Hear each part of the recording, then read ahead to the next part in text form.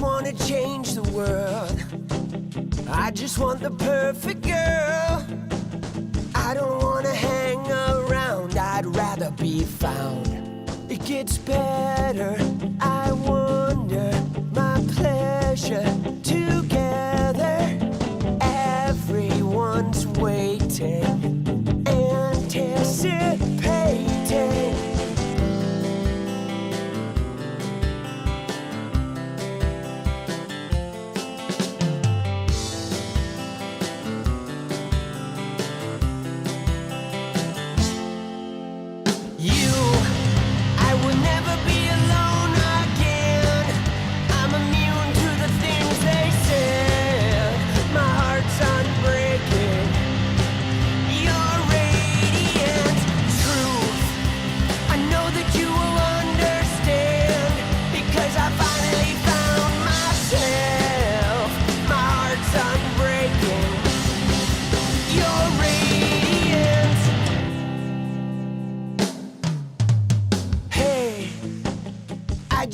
Change the world, but I'm not gonna wait my turn.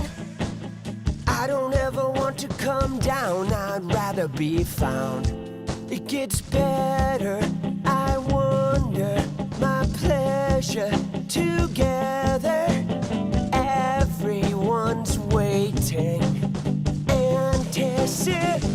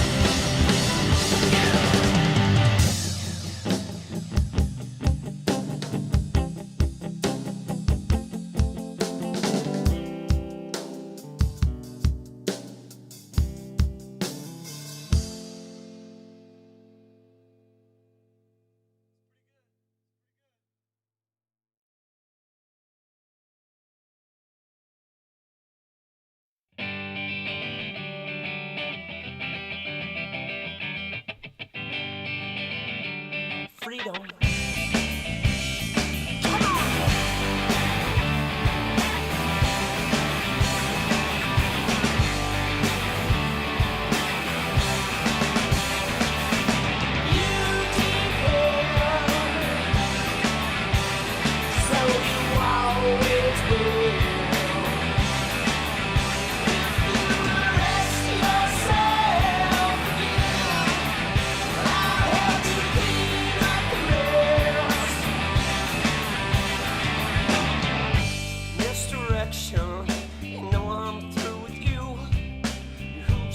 Obsessions always jumping through.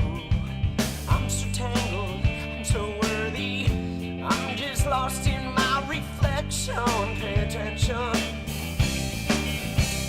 you never will.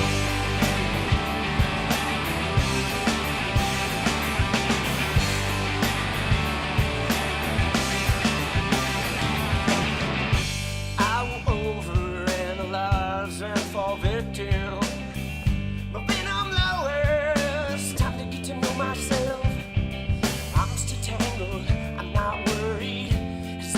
Caught up in this perfection, pay attention, yeah, you never will. 'Cause you depend, so you always will.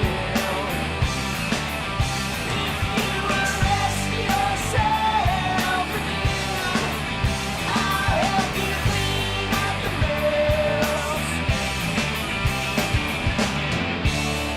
I wonder if you ever did, yeah. I wonder if you ever did like I did.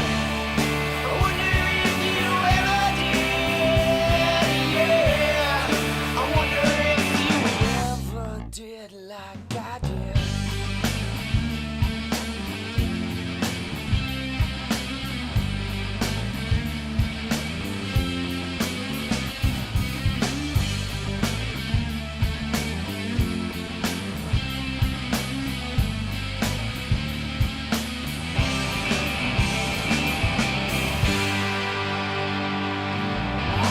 Just wanna be free, yeah. Free, yeah. Free, yeah.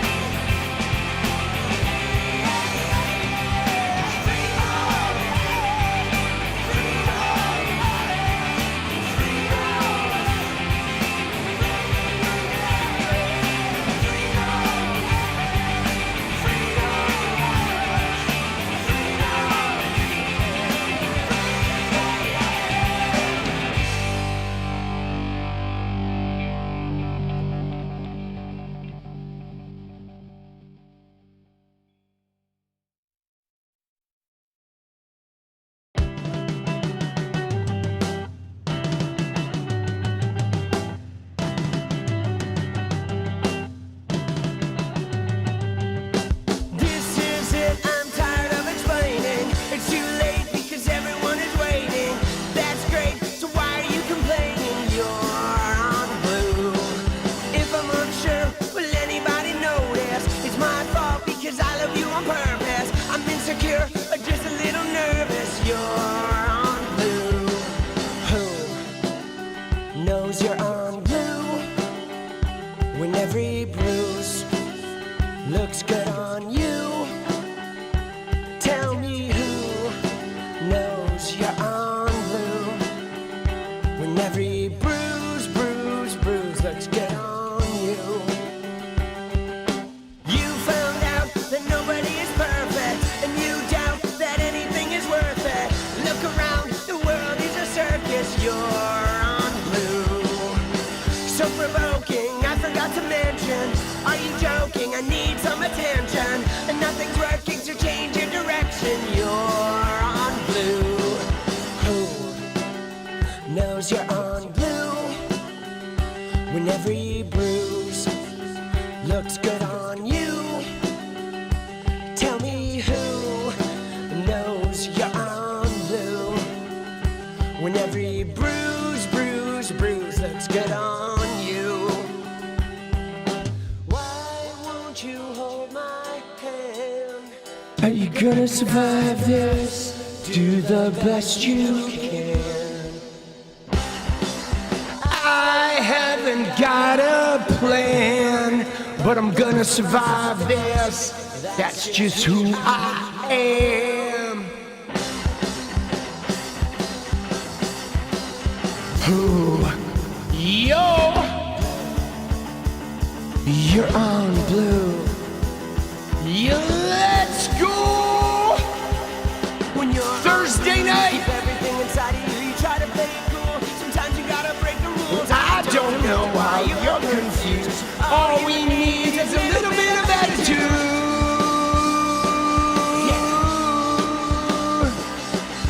This is it, I'm tired of complaining. Too late because everyone is waiting. That's great, so why are you complaining? You're on blue.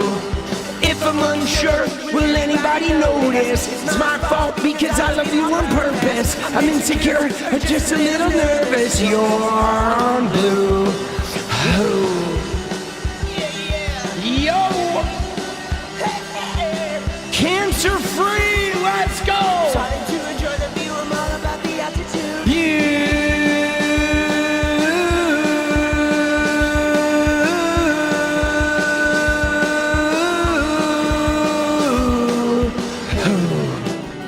Knows you're on blue when every bruise looks good on you. Tell me who knows you're on blue when every bruise looks good on you. Let's go! How are we? How are we? Sorry, you guys got an extra song because I was in the shower. Dude, I started the stream and then I jumped in the shower. All right, so sorry. I needed to clean up. I'm a little scruffy today. So yeah, that's why that song is called You're on Blue. It will be available on CDs the end of the summer coming up. Yeah, no, that's a good one. That is a good one, right? When can you buy the music? Soon. Right now, there are links if you would like to hear some of the albums I do have available. There is some music. The links are down below. On Apple Music and Spotify, we don't really hear that shit in the stream, though, because YouTube's, copy protection is pretty wild. But let's fucking go, boss. Right? Let's go. Dude, all right. How we doing? What a crazy little day. Dude, Mariners lost. Brutal. Dude. Brutality. Yeah, congrats to Sergeant Pepper for being cancer free. That's big news.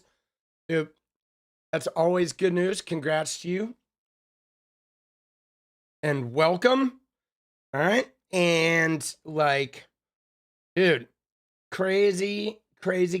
I guess the World Cup is happening, but dude, I don't know. For me, I know this may sound terrible, but I have zero interest in the World Cup, like less than zero. I don't like soccer at all. I've gone to a few MLS games here. I don't know. I don't know if it's a generational thing. I don't know, I don't know if I like sports where people use their hands, what it is.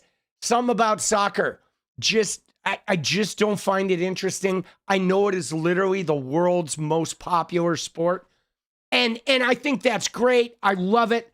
I love how passionate like the South American, the European fans, the UK fans are for their soccer teams. I love it. I love the passion of these guys and how they occasionally like riot and fuck shit up. I love the hell out of it. But I will watch like 0% of the World Cup. And, you know, I think too, it's like the fervor is missing. I don't think anyone's excited about it though, which is crazy. You know what I'm saying? Like, that's the thing that's really wild is I feel like not even the soccer fans are super excited, you know? And I heard there was this big hubbub. A Somalian referee wasn't allowed. And so now like Europe has to like have a match where that Somalian referee, it's just so dumb, dude.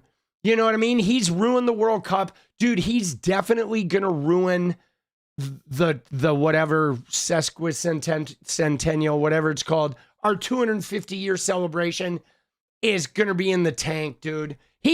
Dude, everything Trump touches turns to shit, boss. It's always been like that.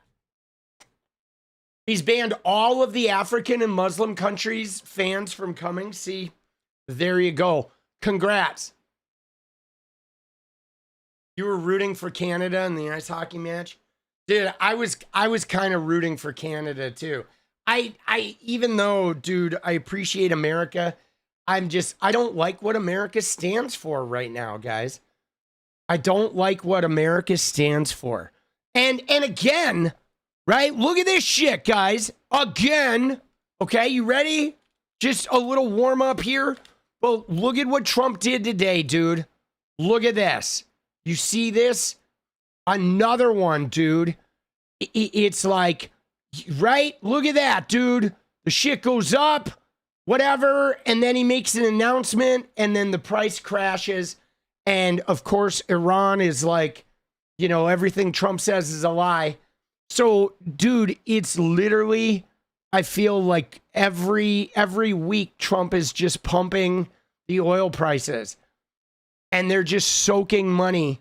And we're all getting completely fucking screwed, bro. We are getting completely screwed. And what's wild about it is it's like, I don't think any of his voters care. I honestly don't. I don't think the hardcore people who voted for him, I don't think they care. I think they're just like, whatever. Dude, they want him to loot and pillage and steal all the money. Dude, they want it, right? Bro, what the fuck, dude?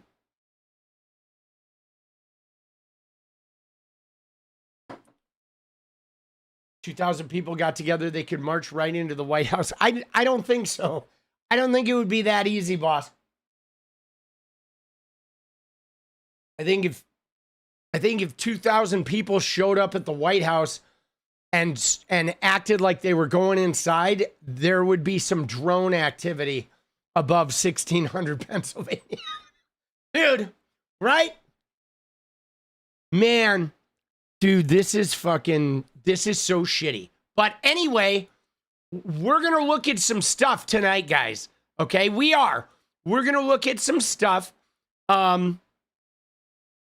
about, right? We're going to look at some Candy O. We're going to look at some various Trump shit. Dude, maggots for brains. Oh my God, dude. Dude, the shit that's been trending lately is crazy. So yes, we are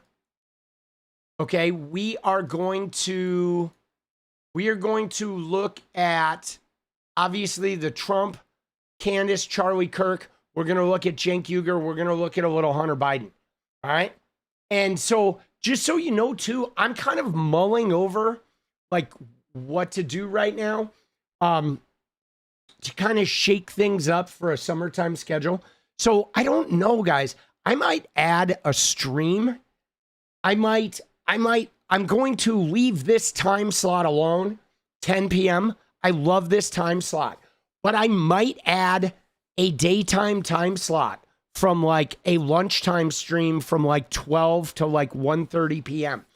I may add a day stream, guys, just to get something a little bit more in the breaking news vein. I'm currently mulling it over. But if I do that, this is not changing, okay? Just so you know, the night, whatever I do, if I add something during the day, the night stream's not going to change. But I may add a little stream during the day. I'm mulling it over. Right? So I'm mulling over additioning, adding shit. Gotta shake things up, guys. Trying to figure out the best way to shake things up. Just don't get tied up. Yeah, but see, that's just it, though. Guys, that's just it, Worthy. It's like, I want to be streaming when those guys are streaming. Okay? Because when those guys are streaming is when tens of thousands of people are watching politics. And that's when people will sometimes bounce around, right? They'll be like, oh, I'm tired of it when Hassan covers this shit. That's part of the thing that is like, I want to get on when those guys are on. That's part of the reason, right? It's like, because people jump around, okay? People like, oh, I've seen this get covered. Oh, I don't want to hear about this today. You know? Yeah, that's precisely when I want to be on. Is like right when those guys are streaming. Right? That's my thing. But we'll see, right? We'll see. I fucking, you know, I got a lot on my plate right now. I have to figure out a schedule, right? And dude, yeah. I mean, it's like there's a lot that goes on during the day, man. You know what I mean? A lot of people, a lot of eyes, boss. A lot of eyes. You check out when people cover the Lego thing. Dude, Asmongold, oh my God. But so the if I do a day show, guys, just so you know, if I do a day show, it's going to be at like 12, like noon Pacific time. And it's going to be short. It's going to be like an hour and a half. It's going to be just to get like some breaking news topics, cover a day item at live, essentially as it's happening, and then be able to spin a video out about it. So, but again, we'll see. I am pulling around with a lot of new ideas now, and I'm going to try many of them and just see what happens, right? Because it's just one of those things where you have to keep evolving. Like, see, new guys like me, we are at a distinct disadvantage, okay? When Kyle Kulinski and Majority Report, when those guys were blowing up, there were not a lot of political commentators on YouTube. And so they were able to show up and establish themselves, and they didn't have to do much other than create content and put it on the platform. But now, when there's 10 Kyle Kulinskis in the fucking realm, if you're a new person, you have to constantly be evolving and shake that shit up. You just have to keep reinventing yourself and kind of dancing around all corners of the dance floor, so to speak. And so I've, done a couple shakeups with thumbnails, with the amount of content I create. I've been doing other things too, that sort of preparing for this. Just in the way I've been editing the videos slightly different than I used to. That is, so we're gonna keep evolving. We're gonna keep exploring the dance floor, right? And mostly, see, it's I love this slot, and I love what we have here. This night slot is something that I really love and cherish. But I do need to break into other things, right? And so I have my videos during the day, but I do really want to have a little bit of streaming me during the day, because there is some magic there, You know what I'm saying? But we're going to be exploring a lot in the next 6 months. Very much vibes. It is. Dude, we got vibes, boss. Now, you know, so shall we get into some of this shit? Shall we? Let's look at this, dude. SpaceX IPO. That's so shitty, dude. Dude, I'm so tired. Why is demons trending, dude? Why is demons trending? I don't know if I'm going to regret this. Oh my God. Dana Loesch is going off, right? Who, I think it's funny that satanic God haters who get off on attacking widows have zero response beyond ad hominem about my appearance. That would upset me if it were true or original. I revel in the way these demons flee when scripture is spoken. Dude, oh my God. Like, dude, what is up with her, bro? Dude, this woman is crazy. Oh, dude, she blocked me. That's right. Dude, I can't even reply to her, dude. I forgot she blocked me. Oh, dude, I loved tearing her up. But dude, she is soft. She literally blocked me for that one video. You never heard of her? Yeah, so she's like super, she is super like nobody now. She was somebody during Trump's first term. Okay, she was like the female gun girl, right? She was like the NRA woman, and before, I'll be honest, guys, before she like plastic surgeryed her face, she used to be like super pretty, guys. Okay, not that it matters, you know what I'm saying? Because it's not like, you know, a woman being pretty matters in the grand scheme of things. That really doesn't like make her or break her. But she was like, she was very pretty and very aggressive and sassy and the gun woman. And she's not stupid either. She's a smart woman. But like, bro, she like plastic surgeryed her face to where she looks like a lizard person now. And right, she does. I mean, she looks like a fucking lizard person. She didn't even look like the same human being, bro. I don't know what she did. And now she's all like scripture. She used to not be like overly scriptured. She used to be a little bit, I don't know. I mean, I always like couldn't really stand her, but I appreciated her aggressive, like feisty nature. And I don't know, dude. Now she's like mental and you know, I don't know. I don't know what it's like to be a woman though, guys, because I feel like there's something society, I feel like there's something with society that is making these older women just plastic surgery the shit out of their faces, guys. Okay? I'm serious. I think that there is a societal rot that exists that pressures women that are in front of the camera, that are in, you know, in like media. I don't know. I just keep seeing media women. I mean, we know that actors and actresses have had this problem. I mean, look at Tom Cruise, guys. Okay? Even him as a guy, if you look at him, Tom Cruise looks like a fucking android, bro. Right? He just doesn't look normal, dude. You know what I mean? Dude, you know? And dude, you said she looks like Dave Navarro. She does. But now, though, especially in the MAGA world, I think especially the MAGA women, guys. Now, granted, MAGA women, they've got it tough because all of their partners are either gay or they're attracted to fucking 12-year-olds.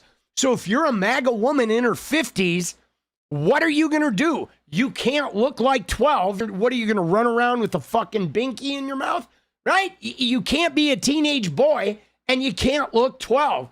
So I guess MAGA women are they're kind of screwed. They're kind of in between a rock and a, you know, gay pedo hard plays, right? So I don't know, but I'm a little bummed that I can't reply to her. But I guess I could reply to the Dana show. Dude, the Dana show. Oh, Jesus. Dude, what the fuck, bro? Right? All right, let's see what she says, though. I got to see what she says here. Hold on. Oh, no, it's 14 minutes. I'm not watching 14 minutes. Dude, what happened to her? Whoa. Dude, she says, though, I revel. Dude, I don't think she revels, boss. Dude. Yeah. But so here's Dana Loesch, though. But if you look at Dana Loesch in 2016, man, okay, look at her, dude. Okay? Dude, whoops.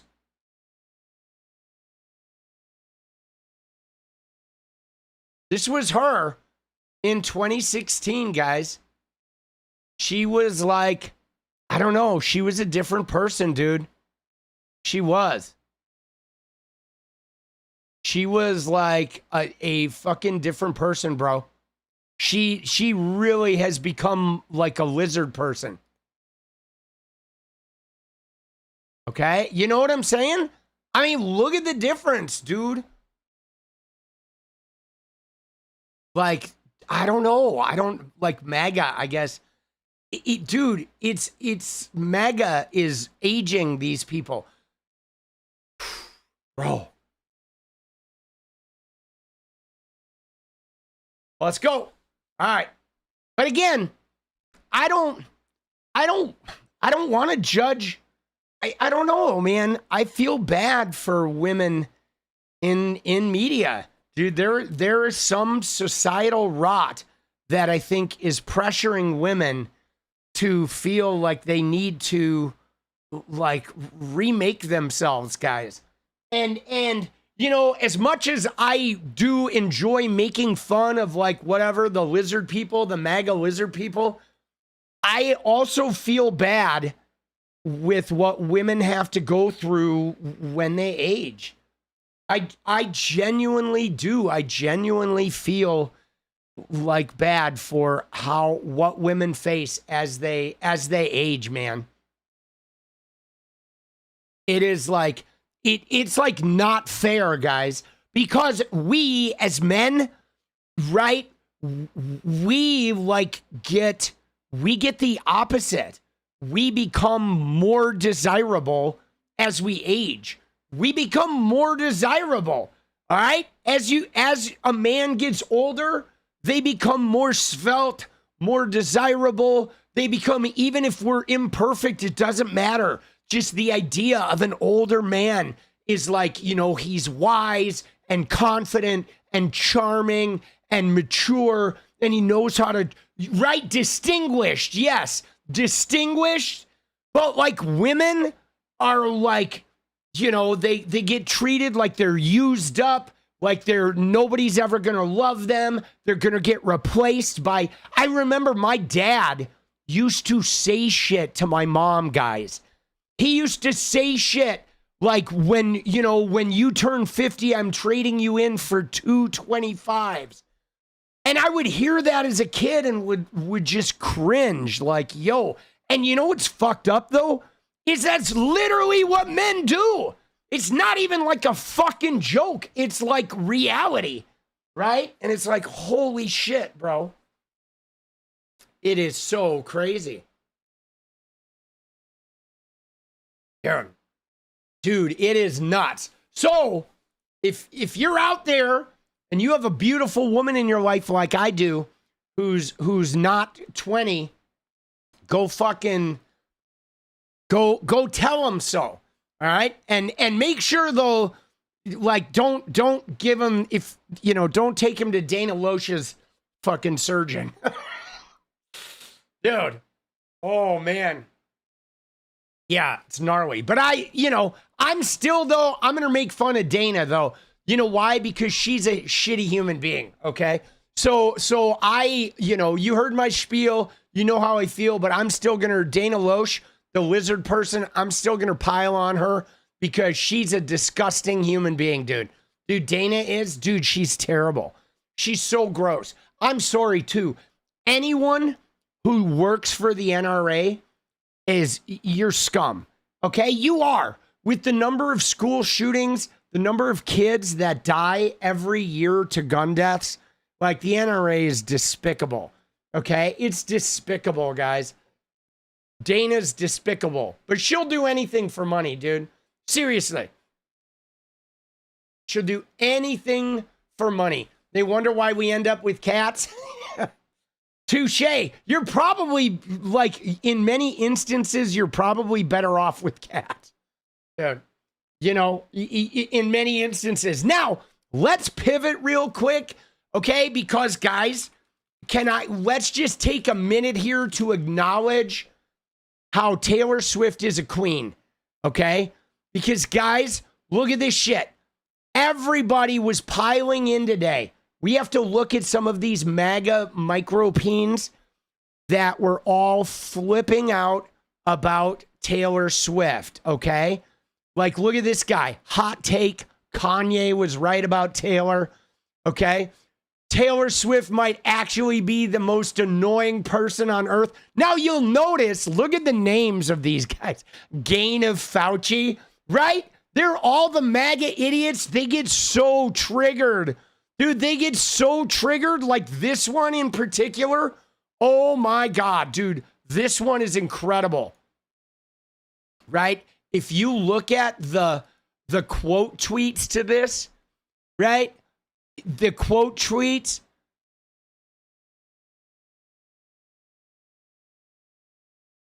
Dude, where was it?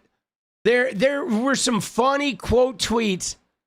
Dude, they're talking shit about the Haim girls, right? I guess now we're getting all the Taylor ones, dude. Hold on. Now all the Taylor ones are coming in. We'll scroll through here, dude. Dude, right?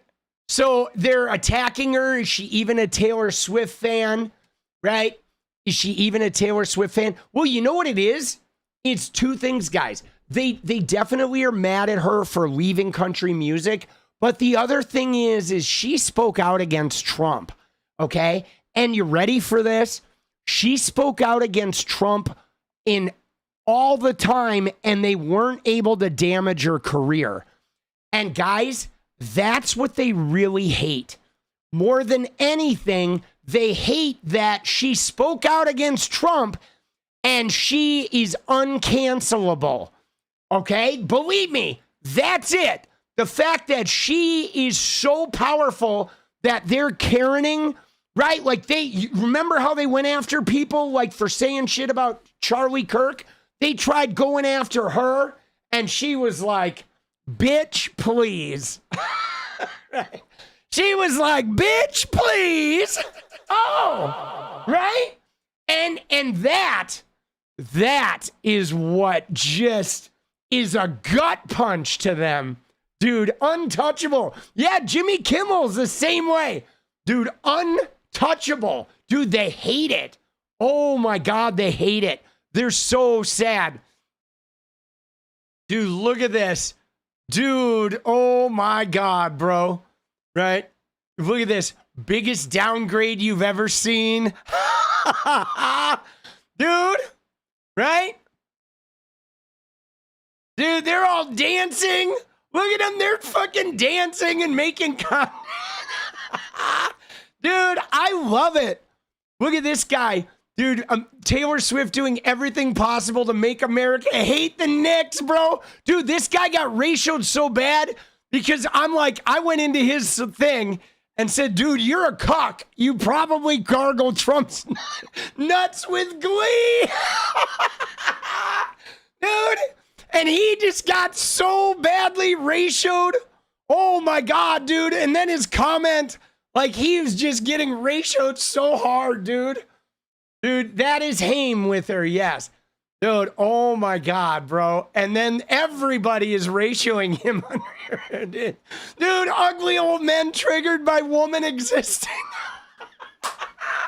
Dude, I have never seen somebody, right? I have never seen somebody get absolutely like just shoveled over with ratios. Like every comment that guy made, some random person just got in there and ratioed him. Dude. Oh, so good. Oh my God. Dude, just beyond good. Hold on, I forgot to start my fucking recording. There we go. There we go. Oh, so good, dude. Yeah. Dude, he got blasted. Dude, I love this thing. He said, like, growing up making friends was never your strong suit.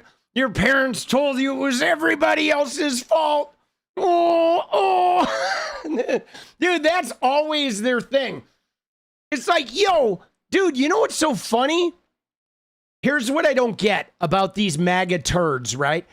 Is these MAGA turds, their consistent refrain to me online, guys, is like, your parents told you everything is everybody else's fault.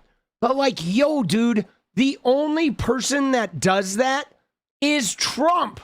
Okay? Trump, literally, every single thing is somebody else's fault. That is the entire MAGA ethos. It's the gays, the trans, the mutilized, the fucking immigrants, oh, the Democrats, oh, Nithya Raman, oh, 𝗙𝗎𝗋𝗧𝗏, right? And yet they always say that. It's like, yo, dude, no. Dude, no, my mom and dad raised me to realize that I have personal responsibility in everything. You know what I'm saying? Dude, I'm sorry. My allergies are like lit up today. So if my eyes swell up and I look like fucking like John from the Garfield comic, where my eyes just fucking swell up, like, forgive me. All right? Dude, that guy, I forgot about him. Oh my God, I'm glad we're looking at these. I love Taylor Swift. Dude, and dude, they're so triggered, okay? They are so triggered, boss. Dude, look at this, right? Dude, where there's another one, right? Dude, Taylor Swift is one of the most obnoxious people on the planet. See, you know what's crazy about her, guys? Is like, she has a lot of joy, dude. Like, seriously, she experiences a lot of joy. And I think that really rubs a lot of people the wrong way. That people that experience joy, you know, I mean, I notice it too with me.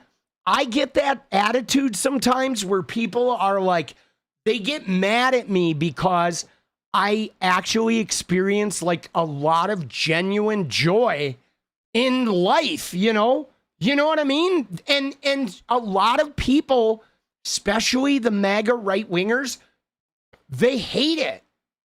They hate it when they see people that they already have a predilection to dislike, and they see that you are joyous and they're not.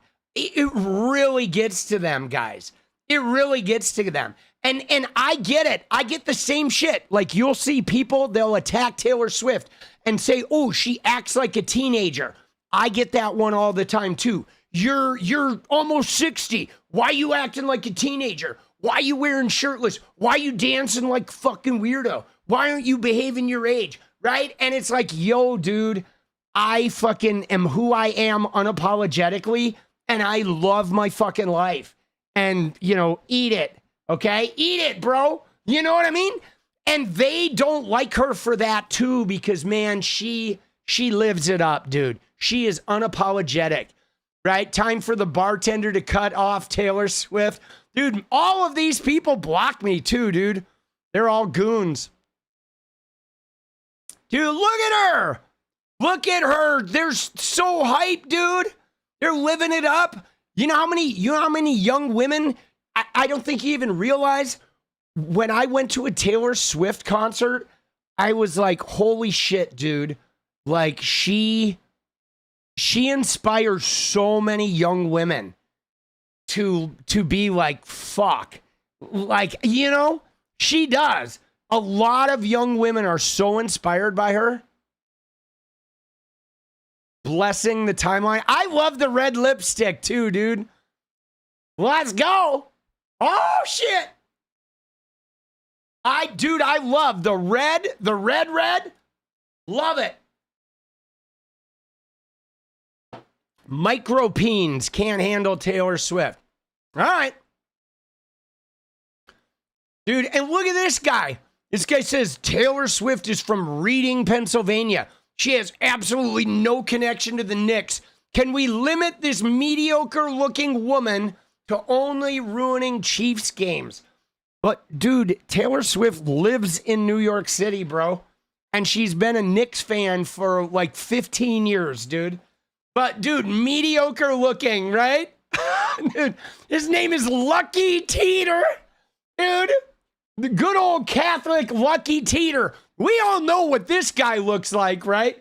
Lucky Teeter probably has like a goiter hanging off his neck the size of a fucking grapefruit, right?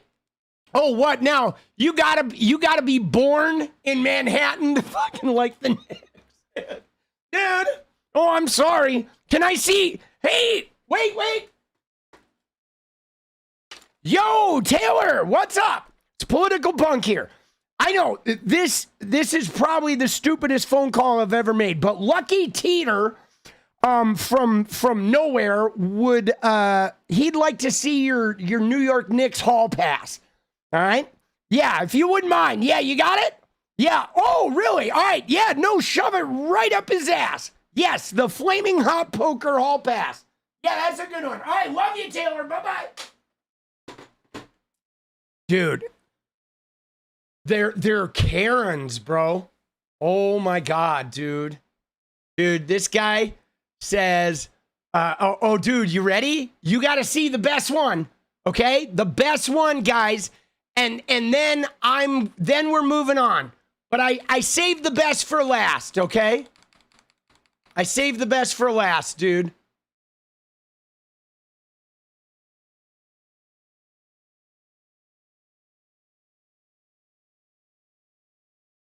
Dude, Emmy!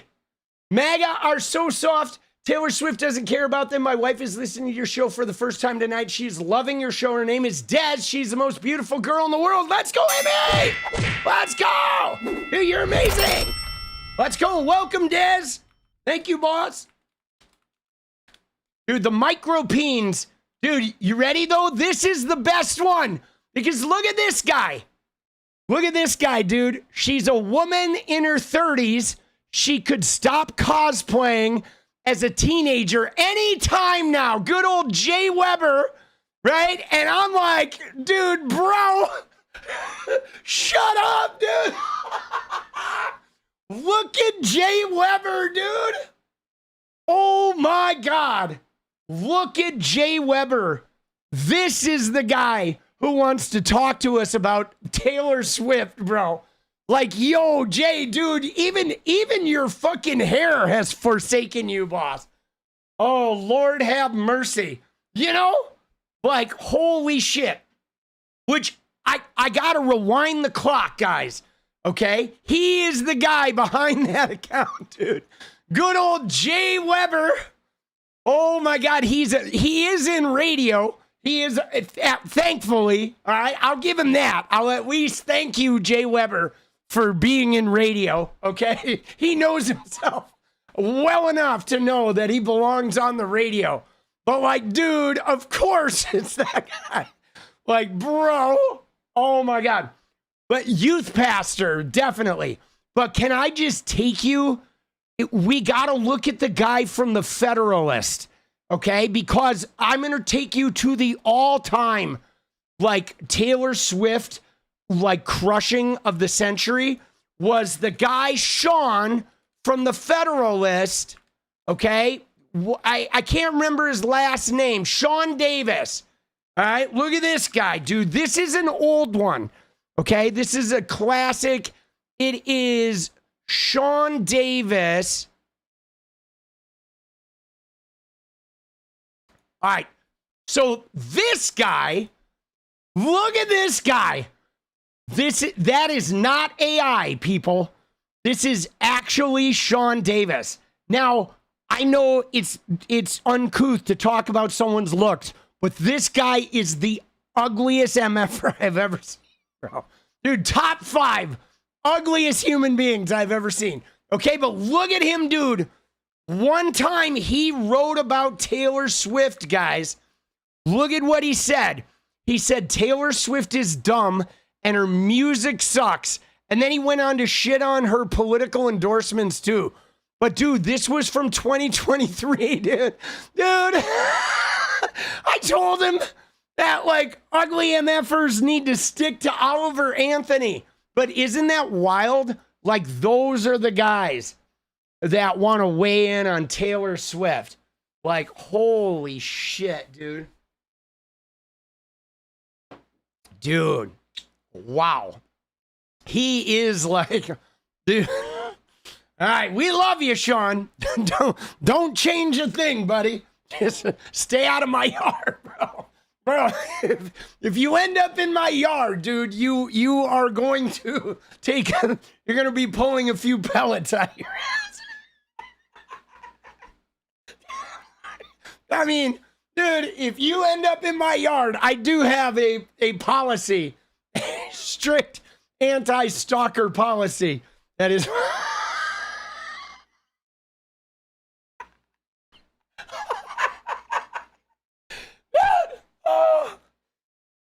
Isn't that funny? Oh, man, dude. Wow. Dude, the Federalists, bro. Oh, shit. Shit just kills me. That shit just fucking kills me, boss. I mean, we're not supposed to make fun of people's looks, but I do. I know I'm ugly, though, so I feel like I have an outlet, right? Because I know how ugly I am, boss. I'm well aware. All right. But yeah, dude, Sean Davis. Whew, that guy is crazy, dude. What a nut. Dude, Nancy Mace follows him. Yeah.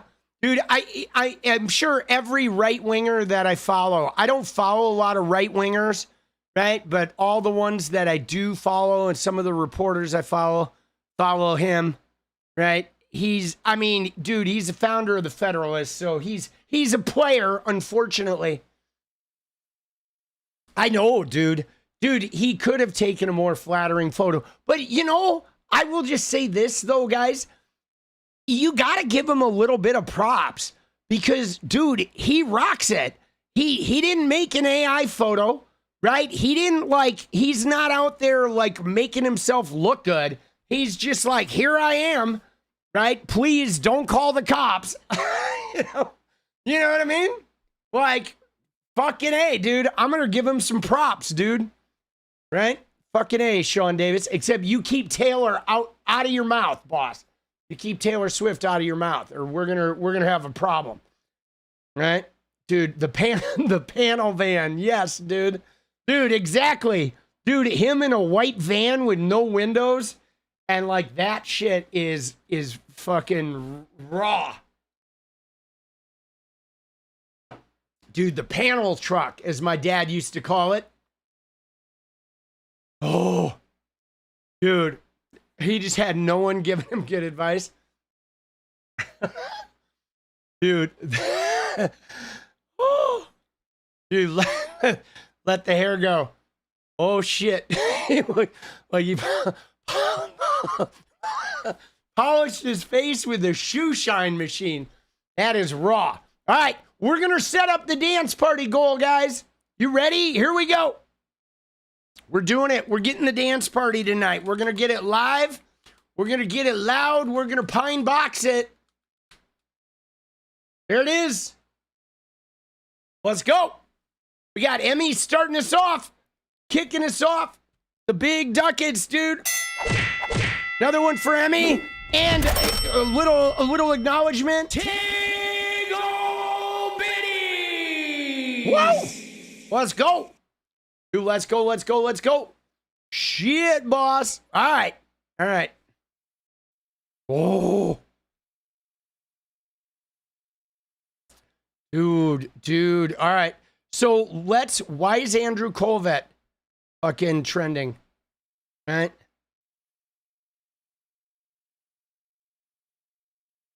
Oh, shit, dude. Oh, that's the AI video. All right, we're going to get to the AI video. That shit's playing out. 𝗙𝗏𝗏𝗧𝗏𝗏𝗡, let's go. Dude, there you go, Dark Woke. Oh, shit, I hit the wrong button. Dude, we got a little Paula. Let's go.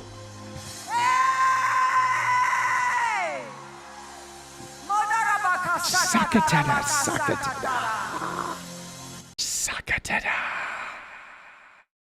Let's go. So let's start with some Charlie Kirk, guys. Okay? Because yesterday we fucking were looking at this article. Remember this article about inside the White House freak out over the Epstein files? This is the bombshell article that came out yesterday about the nipples and Trump and JD Vance freaking out and kind of went inside those meetings in the Situation Room. Now, there was a pretty big bombshell in here about Charlie Kirk, okay?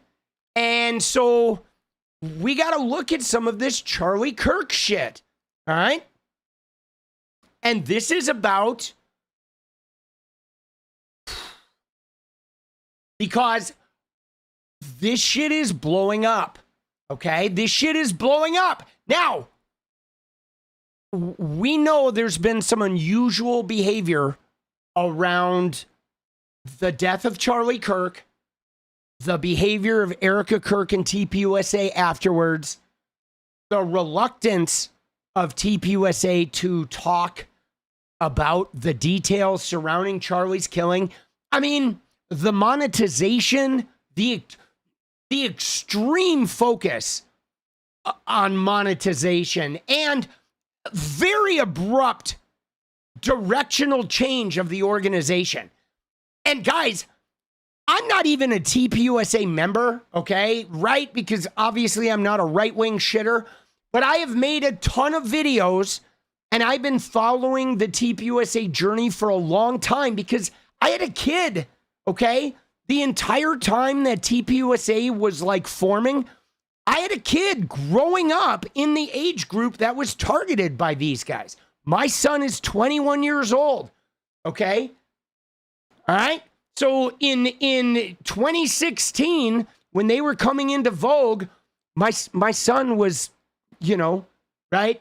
He was like starting his teenage journey back in 2016, okay? Seriously.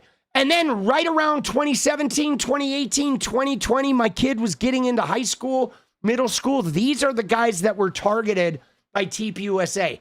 So I have been monitoring, you know, the 𝗙PUSA, sort of the way they've been going after young men and shit since long before I got into political streaming and even before I got into the video game community, right? Because, you know, they were very explicit in who they targeted. I shit you not. They in particular, they use the gaming industry. Okay, now Bannon's been real open about that, about Gamergate and shit like that. But the gaming industry, the Andrew Tate. Now my kid, he was not susceptible to that. Most of his friends were also not susceptible to that. But he did, you know, in middle school, he moved to a school that was in a redder part of the Portland metro area.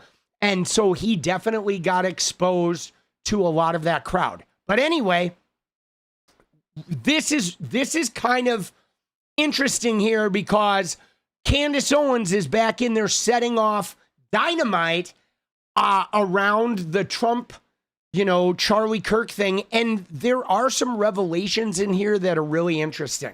All right. And so let's check out this paragraph here where it says, on July 12th, the president took to True Social to defend Bondi against criticism and to urge his boys and gals to stop wasting time and energy on Jeffrey Epstein, somebody that nobody cares about. Trump told aides he was very unhappy with some of his most influential supporters, including Charlie Kirk, Tucker Carlson, and Megyn Kelly, all of whom were publicly urging the administration to come clean. Kirk had held a Turning Point USA event the previous day that turned into an Epstein grievance fest, with one speaker after another bashing Bondi over her handling of the situation. Trump had called Kirk and scolded him. Okay, now let's go back to that July 11th. Okay.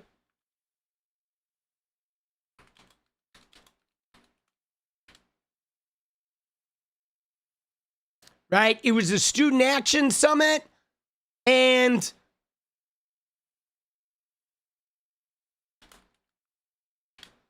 dude, they were all, yes, they were going off on Israel and they were going off on Epstein.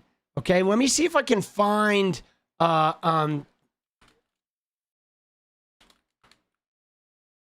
there was in particular Charlie Kirk and Megyn Kelly. Here we go. Do you think lies? It was this one. Wait. Oh, dude, what are we doing here? Let me find a good clip of that. I believe it was this one, guys. Do you think there's any intel community involvement in this? I wouldn't be surprised one bit. I am convinced, based on my own sources and my own reporting on this story, he wasn't one of ours. So he was an American, which leads basically three options: MI6, Saudi, or Mossad. Yep. Which one would you choose? I guess Mossad, given his connection to Ghislaine Maxwell. So what does that mean? Well, I mean, it's possible that that's the reason everything's getting buried, that there is some treasure trove, and it's getting buried because... How many people here believe that? Raise your hand. Okay, I'd say about half the hands think that it's being buried because of an Israeli thing. It could be. I really don't know. And I have no evidence to suggest that.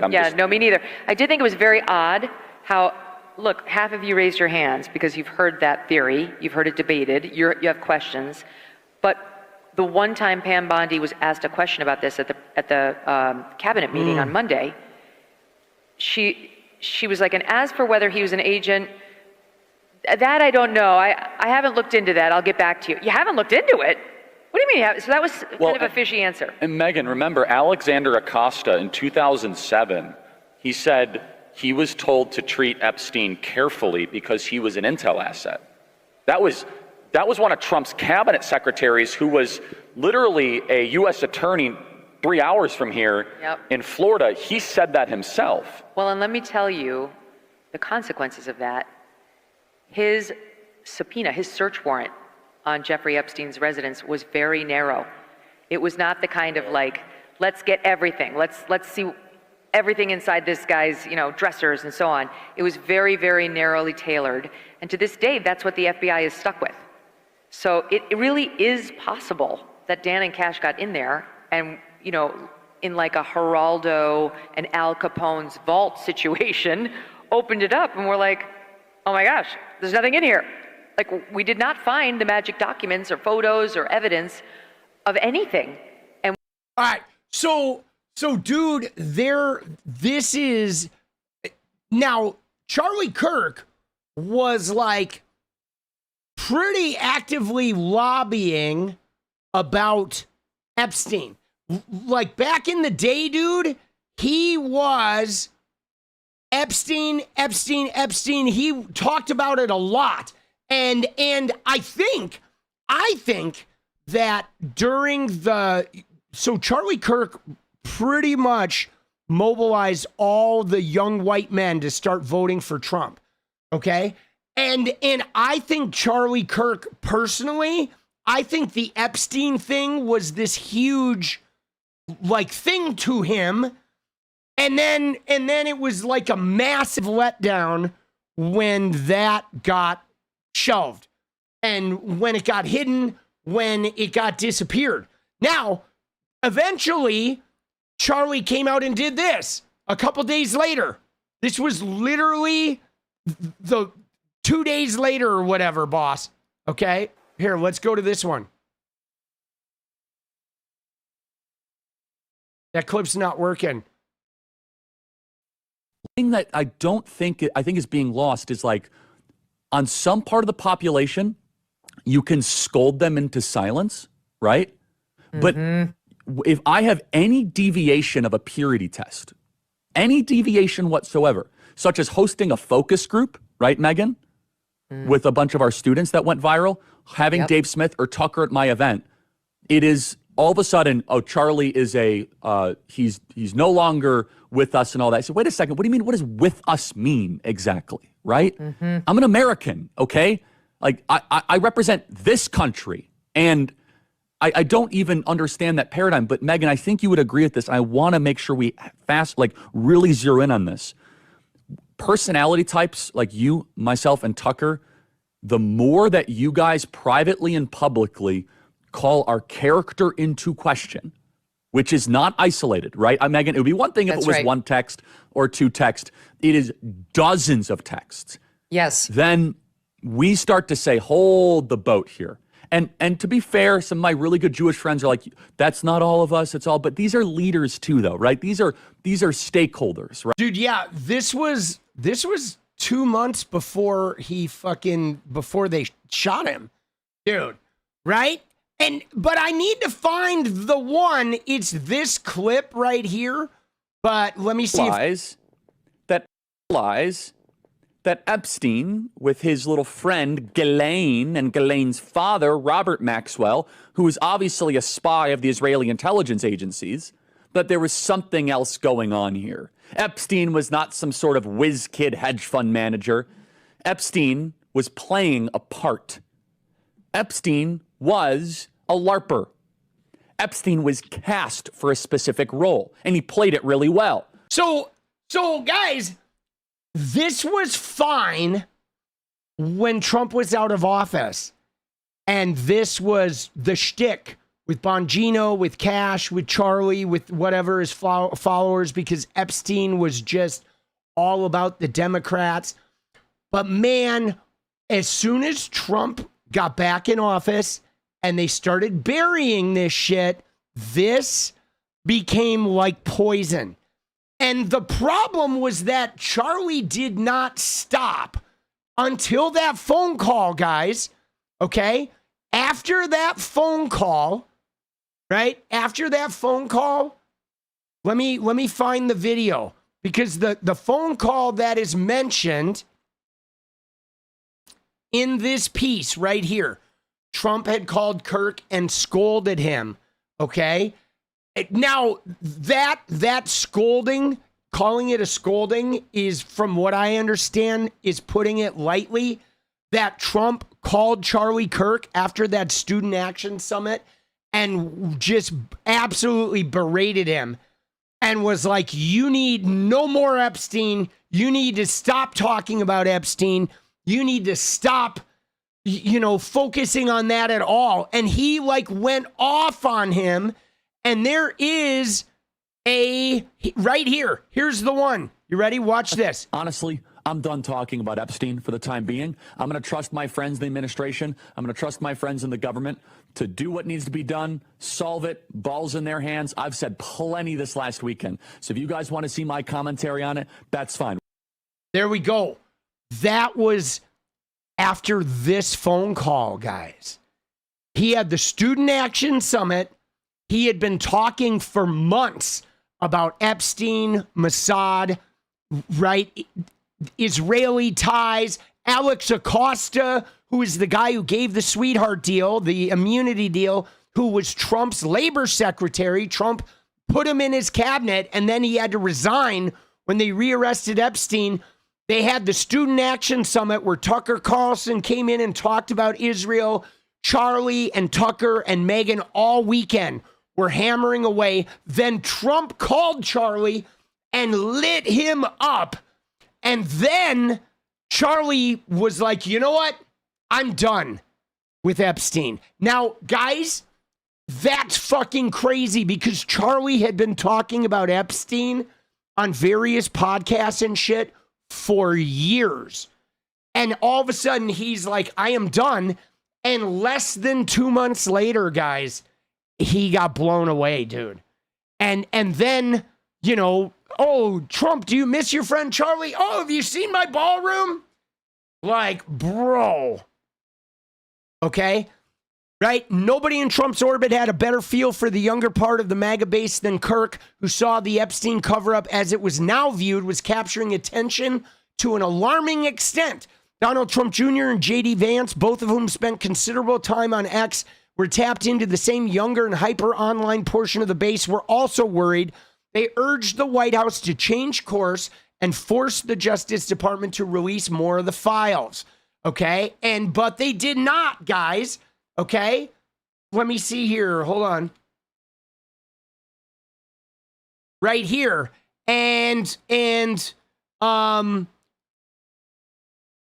Donald Trump and J.D. Vance had invoked the Epstein files as a broader campaign message to argue that powerful people were hiding the truth from Americans. Tucker Carlson, the young conservative leader, Charlie Kirk, had each insisted the government should release the documents, and each floated the idea that there was an expansive cover-up in progress, and specifically that it was tied to Israel, okay? And now, guys, this is what's crazy, though, because Candace Owens chimed in on this, all right?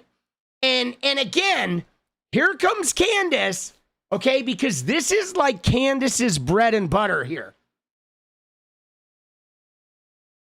And she said, absolutely wild to learn that Donald Trump called Charlie and reprimanded him about his coverage of the Epstein files. On July 12th, the day after I keep insisting they made a decision to kill Charlie according to our timeline. I've said over and over again, Tucker's speech at the Student Action Summit caused the psychopathic Zionists to begin targeting Charlie. Also, this absolutely makes my skin crawl about Erica hugging Trump. That woman is truly despicable, anything but a legitimately grieving widow. Now, guys, here is what is nuts, okay?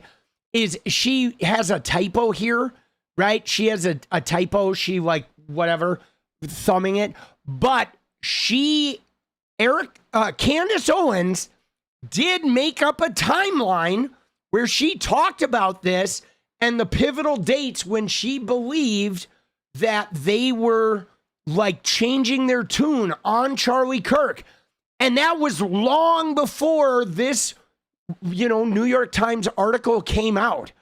So she leans in here and says, whoa, like Trump reprimanded Charlie and everybody was real mad at him and Tucker. And look at the date that this shit was happening. That's the date that I said that it looks like they made the decision. And now who else gets in here, guys? Right? Look at this, though. Blake Neff gets in here, but then Laurel Loomer got in here, too. Okay, let's find Laurel Loomer. Laurel Loomer got in here, okay? Right here. Oh, yeah, she quote tweeted it. So then Laurel Loomer said, wait. So now Candace Owens says Trump killed Charlie Kirk. I thought it was the Israelis, and then Miss Erica Kirk, and then Charlie's security team, LMAO, what is it? Seems like her story is always changing. So many lies to keep up with. Now again, guys, I don't know if we're going to find out, but here's what I do know, okay? Here's what I do know, guys.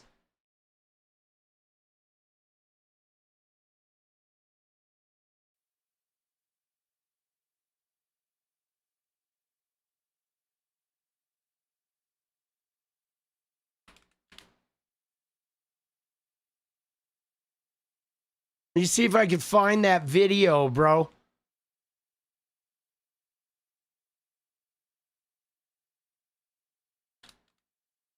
I know that where is that video?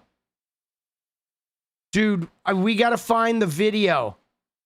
Do we have a link? Does somebody have a link to the Netanyahu video? This one, right?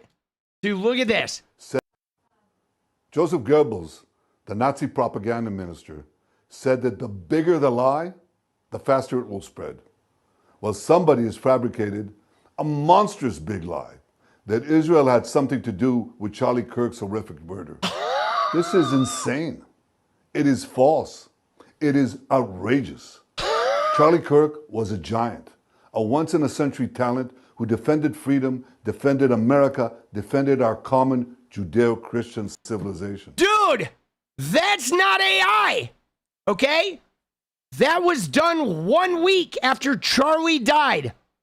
When have you ever seen the prime minister or president of a country make a video to say, hey guys, by the way, we didn't kill that guy who just got whacked. I can't believe you're making up a lie about that. Dude, what the fuck, dude? As soon as I saw that, I was like, holy shit, I actually think they did it now. I mean, that is insane, guys.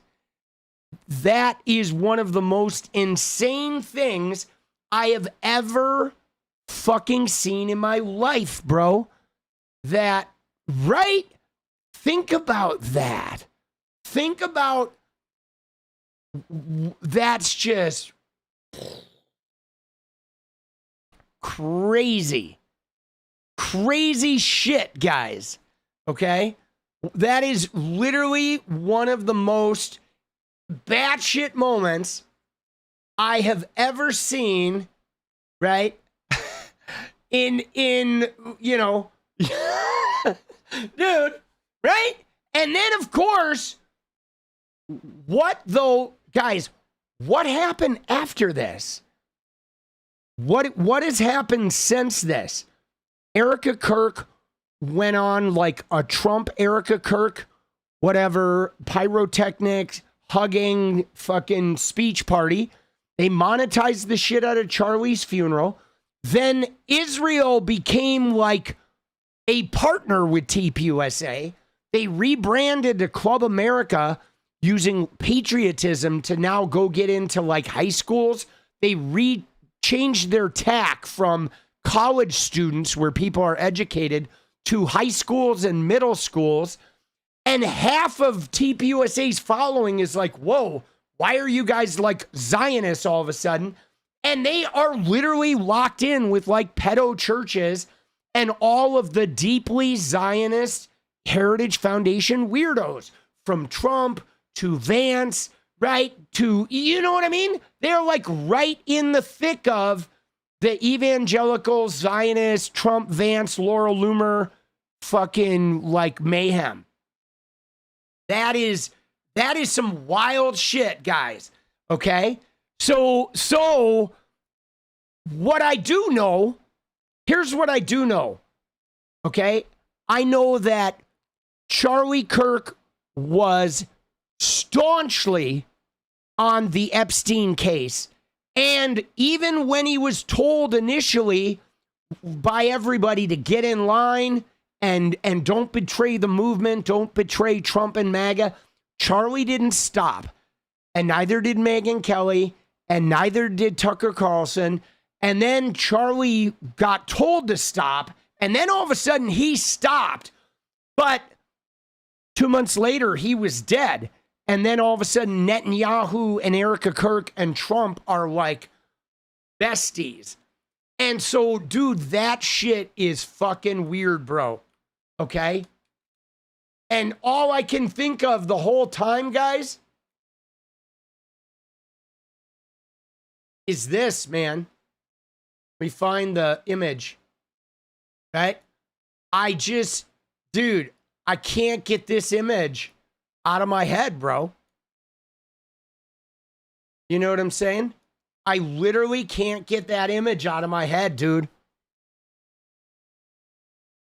That shit is like, bro, so fucking weird, dude. So weird. It is like just really weird.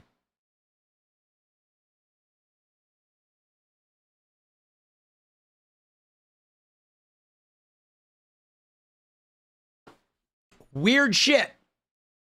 So yeah, man. This though, I'm gonna keep an eye on this. Okay? I'm gonna keep an eye on this because this weekend with Charlie, I can tell you right now that this right here, this is gasoline on 𝗙PUSA. It really is. I'm trying to figure out the best ways to you know, sort of like, I don't know. I want to help them propagandize this stuff because there is a major, you know, Zionism and anti-Zionism rift occurring right now in the MAGA/America First Party. And this shit is gasoline. Charlie Kirk's death, the people that were like deeply connected to the MAGA version of the Charlie Kirk movement are not going to let his death go. Ever. Okay? They are not. They are never going to let it go. So I feel like that is like a permanent fuel with which to burn that movement. Like I want to reignite the Epstein Charlie Kirk fire like all the fucking time, boss. You know? You know what I'm saying? All the time. 𝗙𝗍𝗄𝗆 reactions? Absolutely. Absolutely, guys. Yeah, no, and I'm fascinated though by this too, guys, because I'm telling you, dude, I'm telling you, man, something about that, like, dude, that shooting, guys, I grew up in a family of hunters, okay? Everyone in my family was in the military. My dad, all my older brothers, they were all in the military except me, okay? I've fired guns. I've been around guns. I've seen people go hunting all the time. I'm telling you right now, I witnessed that shooting of Charlie Kirk just like you guys did. That shit was too clean. That was not a 17-year-old kid from Utah, or like if it was, he had been fucking like gotten some serious military training. You know what I mean? There was something about that was like the cleanest public hit I have ever seen. You know, just something about it. It was like executed like a movie, dude. That was like the Bourne Identity kind of shit, you know? And yes, if it had been a 30-06, there would probably have not been a head, okay? And so I don't know, man. Something about that shit was wild. And think about it though, too, guys. Think about that occurred right at the cusp of when the war over the Epstein files was happening, guys. Okay? The Epstein files were going to get released. Then they buried it, and they did a PR campaign tour. Then in June, Elon Musk does his tweet about Trump and the Epstein files, and it creates mayhem. In July, there's the memo from the DOJ saying nothing to see here. Trump calls it a hoax. August, the whole shit was burning down, guys. The Trump admin in August was burning down. There was like bipartisan support on Capitol Hill. Everybody was turning against Trump. There was all this momentum brewing all through August of people like being like, what the fuck is going on? Like now he's calling it a hoax. That led to the discharge petition. And then first week of September, dude, whammo. Like left turn into this crazy, like the biggest distraction you could imagine that also was simultaneously removing like one of the major stumbling blocks. The timing of it was just uncanny. Let me put it to you that way. All right? Uncanny.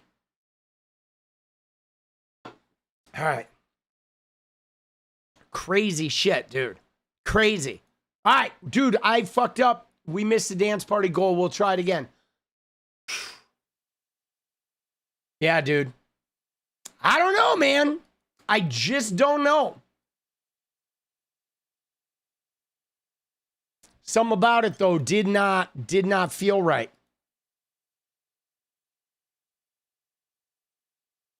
Didn't feel right, boss. There we go. Nothing to see here. Yeah. Dude, nothing to see here, guys. And then what happens? Immediately after the shooting, there's like a reworked 𝗙PUSA that's now a weird, like, Christian Zionist blend. And then next thing you know, a couple months later, we're in a war for Netanyahu. We go to war with Iran for Benjamin Netanyahu shortly thereafter. Right? And after, you know, a couple months of the Epstein files being released in a total debacle, and Trump is still violating the national law. They're still breaking the law, right? Bongino steps down, Pam Bondi gets fired, Trump's personal lawyer's in charge of the DOJ, and then, like, off it goes. Dude, what a hoax. Peter Stats, Trump fire dance, dude, let's go. Right? Dude, let's go. You realize everyone, guys, okay, everyone who was working on this shit has been fired except Cash, and everyone who opposed Trump has gotten primaried and defeated except Lauren Boebert. Pine Box, let's go. Mr. Moj, let's go. Dude, I'm going to keep count. The counter's not working. We're at 28. We're going to hand count it, guys. We got this. Hand count. Isn't that crazy? We're getting it, though, guys. We're getting it. I'm ready. That shit is nuts, guys. It does stink. It fucking stinks to high heaven, as my mom used to say. Dude, yeah, Lauren Boebert, though, the only reason she didn't get primaried is because it was like too late in the cycle. I'm curious. That's one thing I am going to look at in 2028, because I wouldn't be surprised if Trump's parting shot was to primary Lauren Boebert on his way out, right? I mean, he's never going to forget it, but she is or was banging Kid Rock, so she might have an inside, like she might be able to get away with it. Yeah, no, I know there's lots of rumors. There's rumors about, like, you know, pin guns or microphone explosion or something like that. You know, although if there had been a microphone explosion, like, there would have been a significant amount of body damage. I'm not really buying that. I think it was a gun. I just don't think it was that gun. You know what I mean? Like, an explosive is not going to, like, I don't know. That wound was pretty crazy. It's pretty crazy, dude. It was like, dude, that was wild. Like PTSD, you know, a lot of PTSD from watching that. I remember the morning it happened, because that was shortly before my son and his girlfriend were moving to New York. And so she had moved in with us. Dude, Mr. Moj, 5 gifters! Let's go, baby! She had moved in with us. And they were upstairs. And I went up there and I was like, holy fucking shit. And they were like, holy fucking shit. And we were like, holy fucking shit. And then everybody was saying, like, you know, Tim Pool's like, I hope he's okay. And we were looking at each other and we were like, he ain't okay. Like, there's no way this guy is surviving that, right? You know, you cried all day. I didn't cry. You know, there were no tears shed, but, you know, I didn't have that kind of relationship with man, but I was still like, wow, crazy. crazy. We were all just like, holy shit. What did we just watch?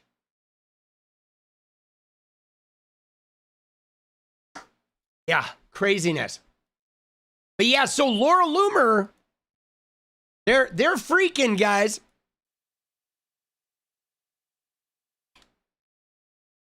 Dude, Laura Loomer is pissed, dude. Dude, she is.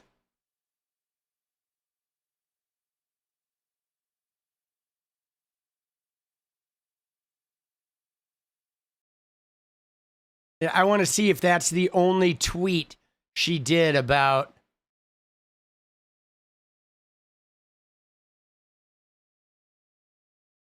Yeah, dude, Laura Loomer's on the Graham Plattner tip now.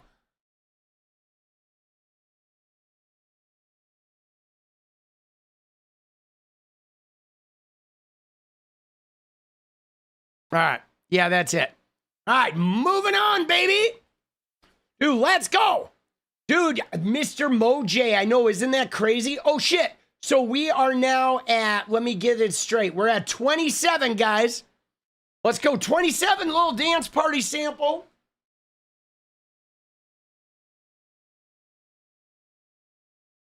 But see, look, there were some other news articles, okay? Like, let's look at these other news articles. All right, so according to Haberman and Swanson reporting, Trump was furious with Republican influencers who demanded transparency, right? His dissatisfaction came to a head following that July 11th Turning Point USA event, the one where Meghan and Charlie and everybody railed on it.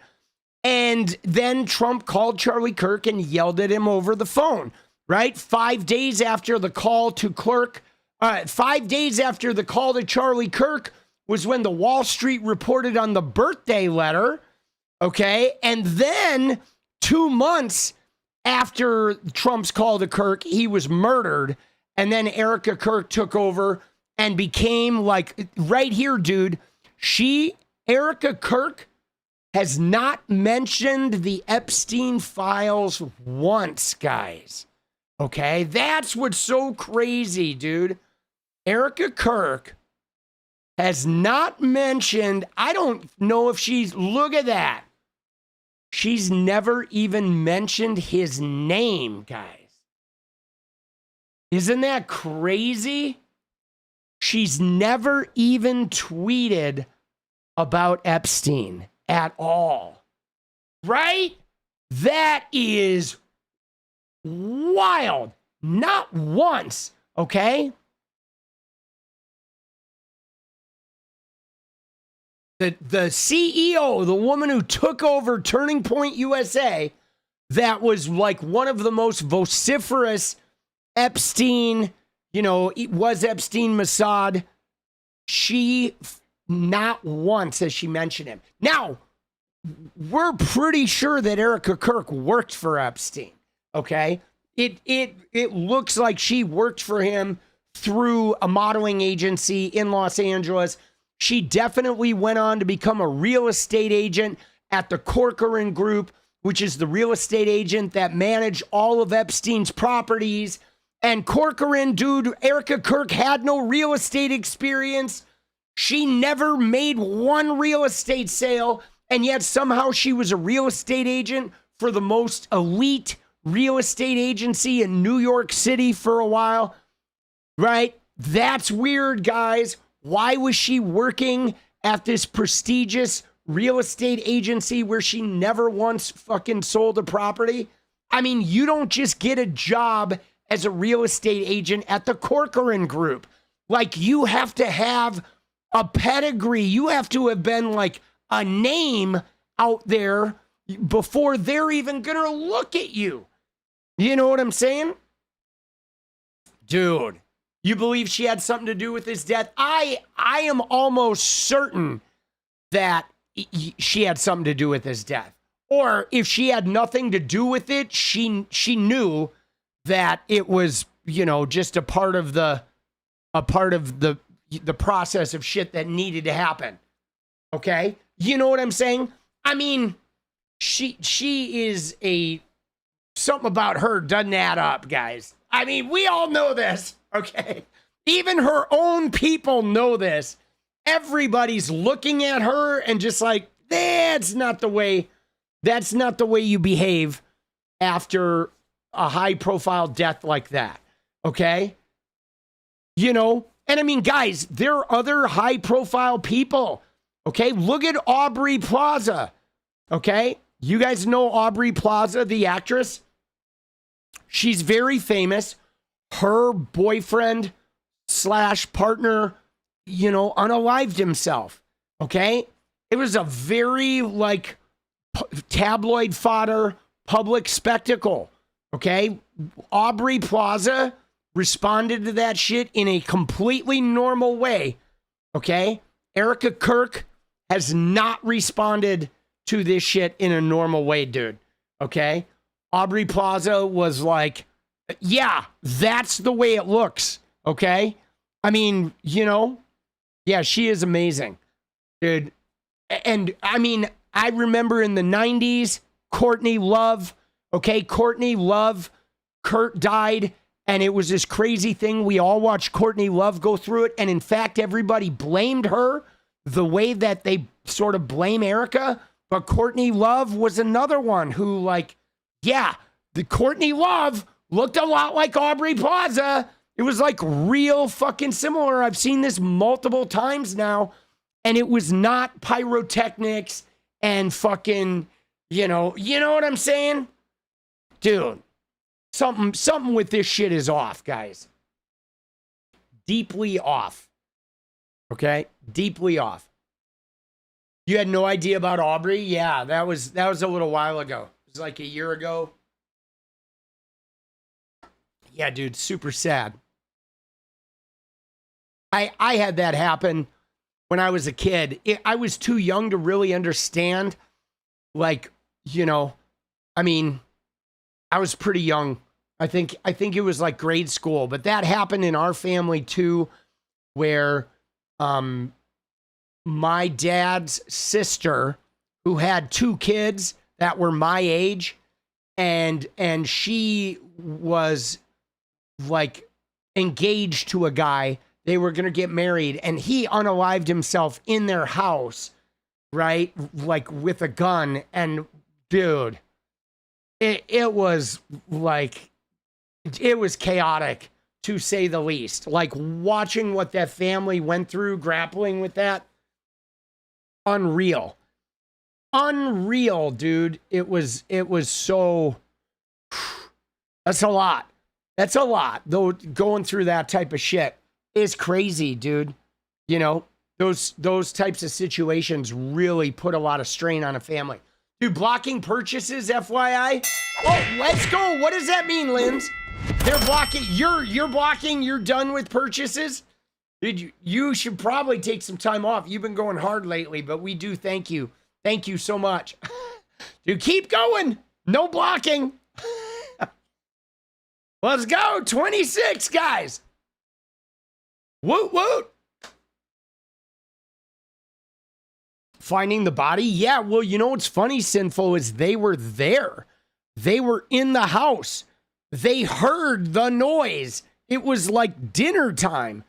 And so they literally heard the noise, everyone in the family, and like, what the fuck was that? And they go in, just mayhem. Oh, YouTube is blocking purchases? Dude, that's weird.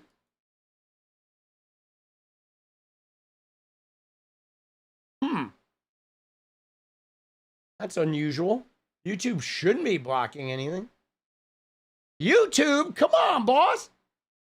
What are you doing? What's YouTube doing? All right, we're about to change subject. All right, YouTube. Let's go. Why do Erica Kirk and JD Vance have the same face? Dude, they do have the same face, guys. 𝗙ście? No, 𝗙ście was pretty dead on, guys. 𝗙ście, dead on, boss.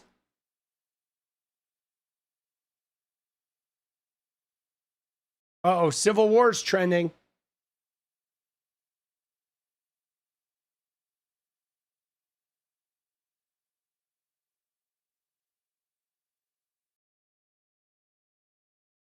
Dude, what is going on here with this, dude?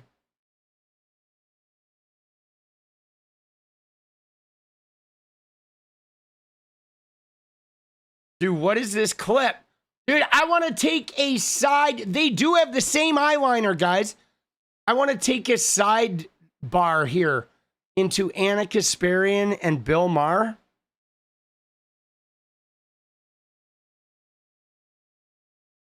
What is going on here? Is this old? Oh, is it? Oh, all right.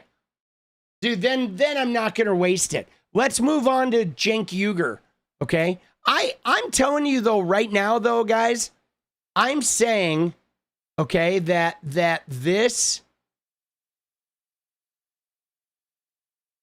I want to watch this clip real quick because I think this New York Times article that came out about the Situation Room is going to be problematic, guys. I don't know what it is, okay? I don't know what it is, but the fact that this shit is leaking, it's leaking. Like, why is this shit leaking? You know, when that kind of shit comes out, because I covered this a little bit in the video, but you go from Epstein to Christine. Let's go. Let me just give you a short series of events that are around this New York Times article, where the Epstein promise and then the failure to follow through, then the hoax claims and the pressure from right-wing influencers, the MAGA base fracturing, Trump not knowing what to do, Charlie Kirk getting murdered. We go to war with Iran. In the middle of that, J.D. Vance becomes persona non grata. And all of a sudden, it's the Marco Rubio show. And then everybody connected to Epstein cleans house. Okay? And this is the story, yes, about Trump's nipple fetish, but it's about more than that, because it is about his staff meeting without him, being like, fuck, bro, what are we going to do about our boss? And right, it's like once he said it was a hoax, with them meeting in the Situation Room, that they know it's not a hoax, and that they know that Trump is really vulnerable, and they know that there's something in there.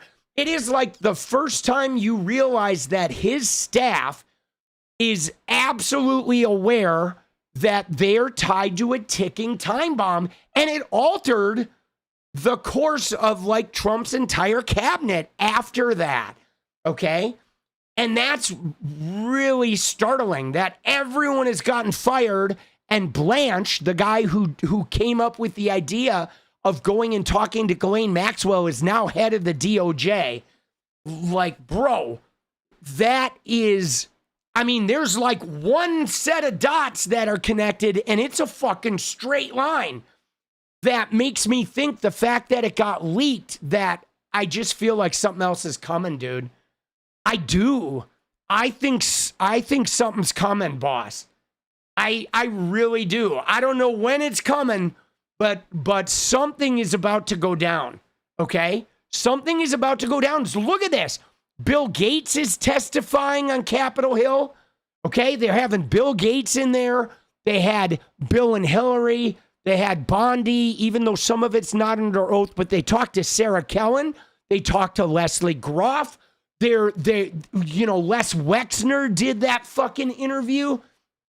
I mean, it's you get to a point where there's a weird situation happening where the Republicans can't ignore it because they're going to lose their fucking elections. So the Republicans have to appear like they're looking into it, even if they're trying to protect Trump. But here's the problem. The more they look into it, the less they're going to be able to protect Trump. That's just a reality.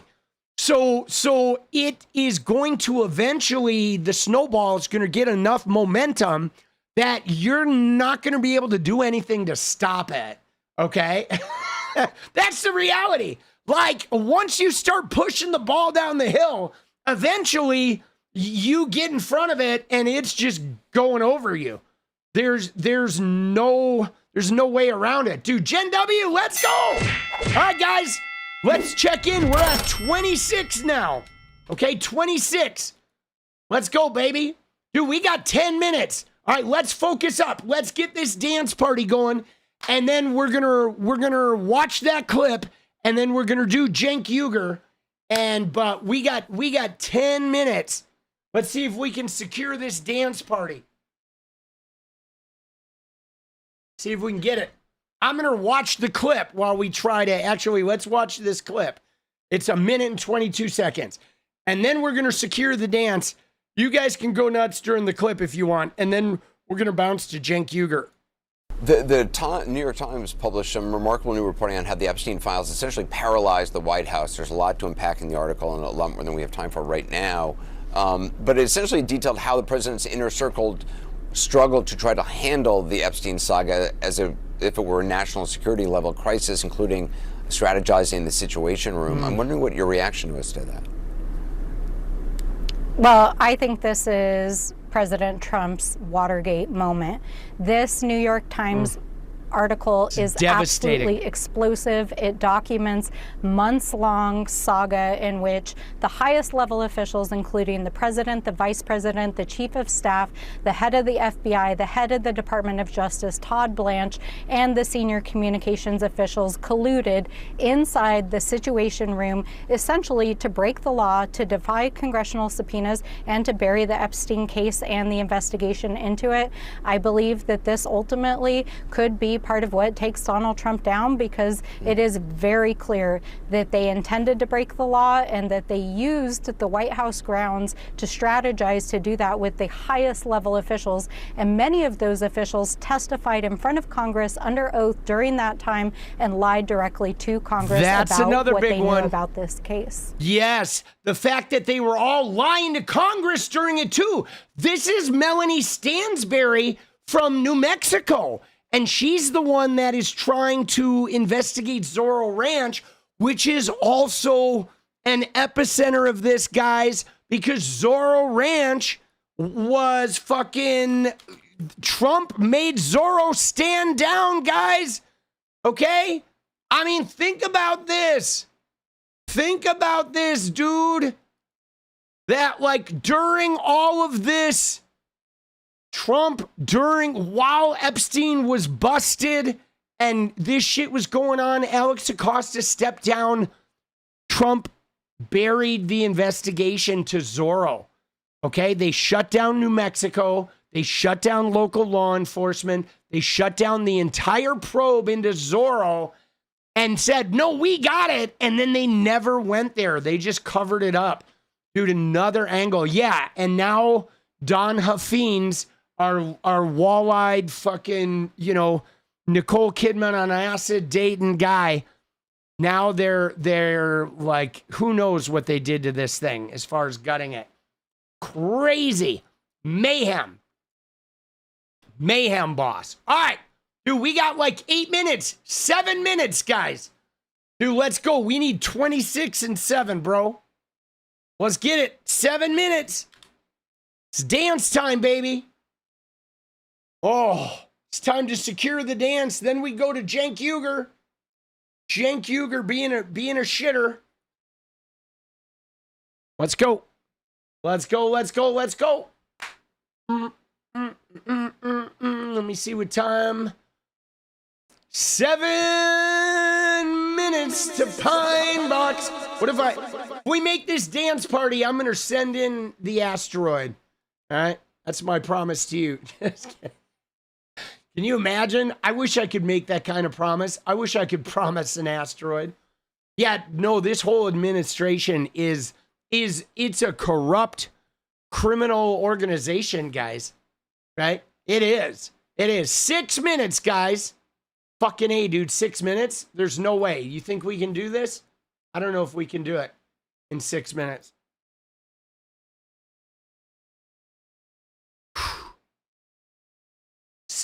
Six minutes, baby.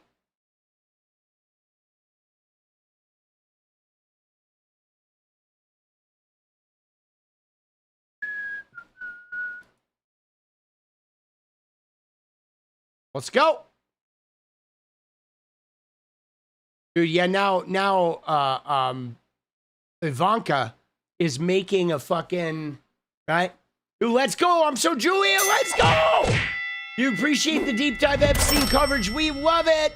Dude, 25, guys. Let's go. Julia kicked it off. 5 minutes. 5 minutes even. This is it. The 5-minute timer. We are. Why hasn't he been removed? I mean, I don't know, right? I don't know about, like, I mean, I know why he's not removed, dude. They're not going to remove him. He's like affording them a ton of power, right? And I think there are just too many people connected to it. Dude, PK, let's go, baby. 24, guys. Dude, we got this. 4.5 minutes. 24 away. We can do it. It's like 6 a minute. I think we'll do the clip where he's talking about Fran. Dude, Cenk Uygur. Let's go, guys. 23. Dude, Mr. Moj coming in hot. 4 minutes. Let's go. Dude, we got this. We've done this before. We got this. Let's go. Easy peasy.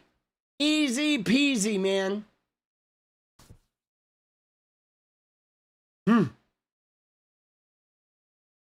3:44. 23. 23 away. Dun, dun, dun, dun, dun, dun. Oh, this shit is fucking, it really burns me up. You know what I'm saying? It does. It fucking burns me up. And everybody's quitting. You have like Marjorie Taylor Greene. You have people quitting and moving out of the country and shit. Dude, let's go. 2 more. 22 and 21. Too many maggots to up and remove him without support. Want to see the mods dancing as well. Let's go, JG. So now we're down to 21, guys. 3 minutes. Now we need 7 a minute. We gotta up the ante in the last 2. We got this. Yeah, Canal, I bet. Dude, I bet. Everybody's mad. Dude, they're bombing kids. They're like, you know, they hit some water treatment plants or some shit now too. 20, pretty pink, let's go. Dude, that which is bullshit, war crimes, and fucking, you know, Hegseth is acting like, oh, we'll do whatever we want, right? He, Department of War, fucking assholes. Dude, 20. All right, we need like 9 a minute now. Let's go. Let's get it. Here we go, Mr. Moj coming in hot. 19, guys, 19. Boom. All right, all right. Keeping it up, keeping it up. Let's go, let's go. When you dance, people are in danger. All right. Well, you can do it silently. There we go. The Cenk clip. All right, we'll look at that. Dude, yeah, no, he definitely, somebody made money. All right, 145, guys. 19 away, 19 away.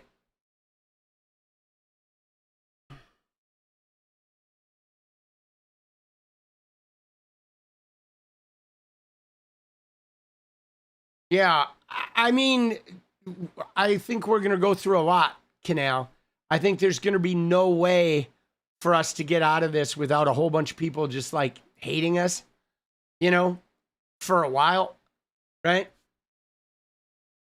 Are they wearing badges? Is the badges the number of kids that died, number of young girls that died at that school? All right, guys, final minute. We need 20 in 1 minute. So safe to say, I'm not sure if we're getting this, but that's all right. I'll just reset it and we'll move on.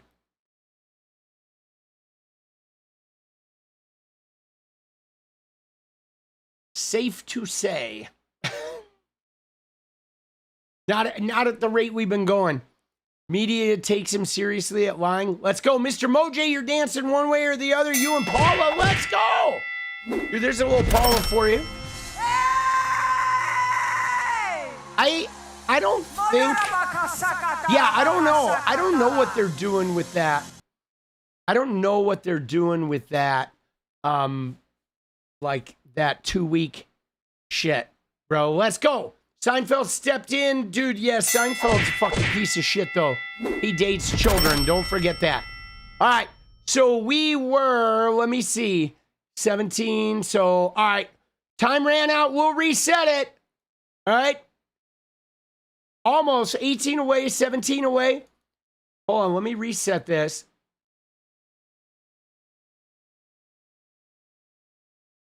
And then we'll move on. Pretty Pink, let's go! So we'll reset it for 15. Hold on. We're getting it. We will get it. I mean, we always do. Just sometimes we have to fucking reset a few times. All right. There we go. There we go. Let me reset that. Let me refresh it. So hopefully our counter works. Yada, yada. We'll start it for 15. And then we're going to go get into Cenk Uygur. We're going to look at Cenk Uygur being a Cenk Uygur. Dude, he is such a weirdo. Let's go.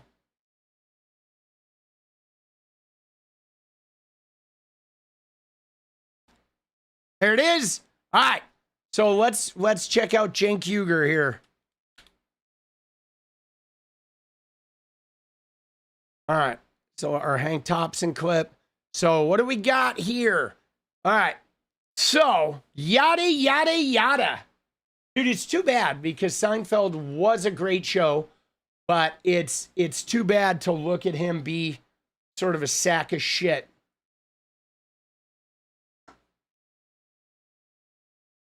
SpaceX lost $5 billion. How can you think it's a good investment? Yeah, I don't know. I think it's going to be a cult investment, right? SpaceX, it's going to be an investment where they bleed people to make some fucking money back for Elon's Twitter investing friends. All right. So what we've got here, all right, is we've got Cenk Uygur using his, so he got banned. Okay, Cenk Uygur got banned from going into the UK. And now this touched off a little bit of a firestorm because they do have like hate speech laws in the UK. So there was some kerfluffling. Now, I'm not going to defend the UK banning people. Okay, I'm not, because banning people for the shit they say is weird. I think it's weird. However, I would be remiss if I didn't point out that other people got banned, like Valentina Gomez. She got banned from the UK for saying really toxic things about Islamic people, about Muslims. All right, remember Valentina Gomez, the psycho that ran for the Secretary of State in Missouri, and then she went down to Texas and ran for Congress? She got banned too for hate speech. Before going to the UK, she wanted to go for this like Tommy Robinson thing. And though I remember, I thought that was actually funny, her getting banned, because she is a toxic piece of shit. But I thought it was pretty funny, even though I think banning people for what they say is pretty outrageous. You know what I mean? It is. I feel like that's going really too far, but they do have hate speech laws. So they're like Hassan Piker and Cenk Uygur are not the only people getting banned. And it's not just people who talk negatively about Israel. It is also people that talk negatively about Muslims. I guess they're really sensitive to the religious groups there. I don't know. I'm not familiar. If you're from the UK, maybe you can fill me out on this.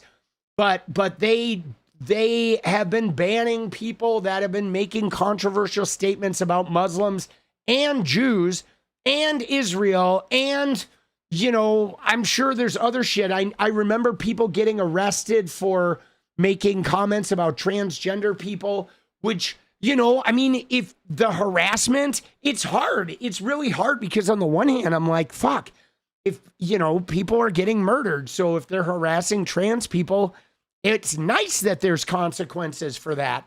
And then, though, it's like if they were trying to arrest me for what I was saying, I would be really upset about it. So I personally have a very blurry line around this shit because I want to be able to be critical of the Abrahamic religions and the government and MAGA.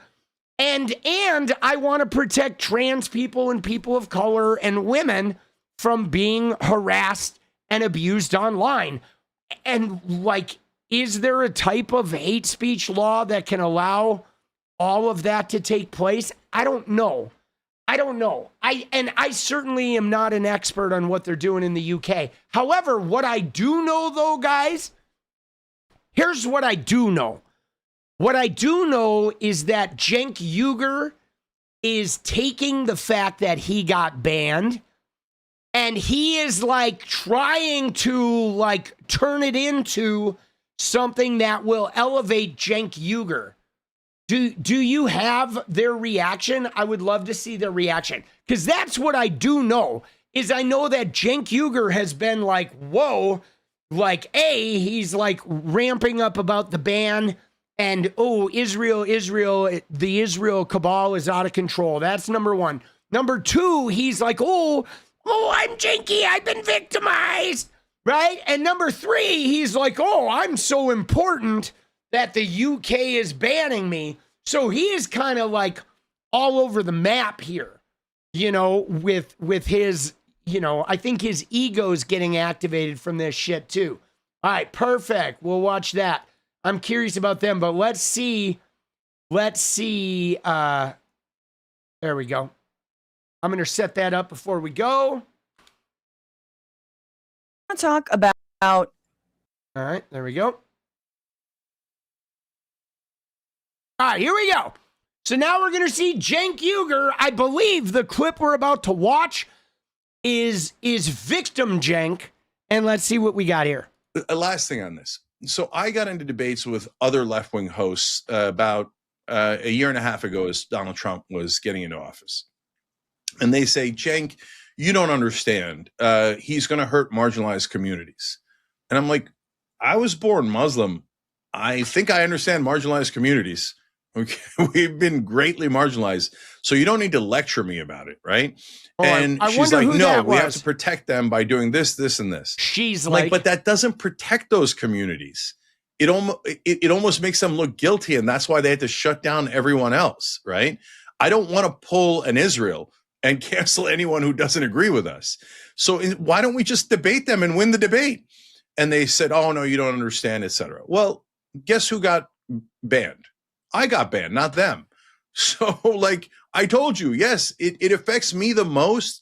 And I still say, don't ban speech. And the minute you start saying, hey, that's a white person or that's a Christian person. Dude, I got to pause it there because, dude, first off, they banned me and not them. We know he's talking about Fran, okay? Where Fran was talking about Trump. Oh, the camps. They're building camps, she said. And he's like, they're not building camps. Oh, they built camps. And they've been interning people for all kinds of crazy shit. People have been dying in those camps. And it sure as fuck wasn't Cenk Uygur, okay? And so he's talking about Fran, but he's like, oh, they came after me. But like, dude, what the fuck is he talking about? Donald Trump has done nothing to him. You know, now he's trying to extrapolate him getting banned for hate speech from the UK with like Francesca was talking about Donald Trump's ICE going after marginalized communities here in America, which they did. Everything Fran said came through. Everything Fran said came true. And that's when she called him a bitch. Remember when she's like, you're a bitch. You're a bitch. And he got all melted down. But he is like talking about, he's like trying to conflate something the UK did to his discussion with Francesca, because he's like, oh, Fran, I'm not going to name those left-wing influencers, except it was a she. And oh, she was wrong because Cenky's the one they went after. Oh, they're after Cenky. Oh. Yo, Cenk, what up, buddy? Dude, what are you doing? Dude, take the clown mask off, boss. Dude, you're scaring us. Okay? This victimization routine, I get it. I know you want to be a MAGA. I know you're bummed out because Francesca left and now your channel's dying and you're stuck with 𝗙𝗪𝗏. I know she's hideous. We all know. All right, but you need to fix your shit, buddy. Okay? Because you're looking weaker than ever, boss. All right? All right. Fuck you. Bye-bye. Jesus. Dude, he is like the ultimate victim. I'm telling you, I'm convinced that Cenk is a MAGA, dude. He is. He even if he doesn't know he's MAGA yet, Cenk is MAGA because of that ultimate victimization, right? Can't let go of MSNBC. Oh, they've forsaken me. Can't let go of he's still talking about Francesca a year and a half ago.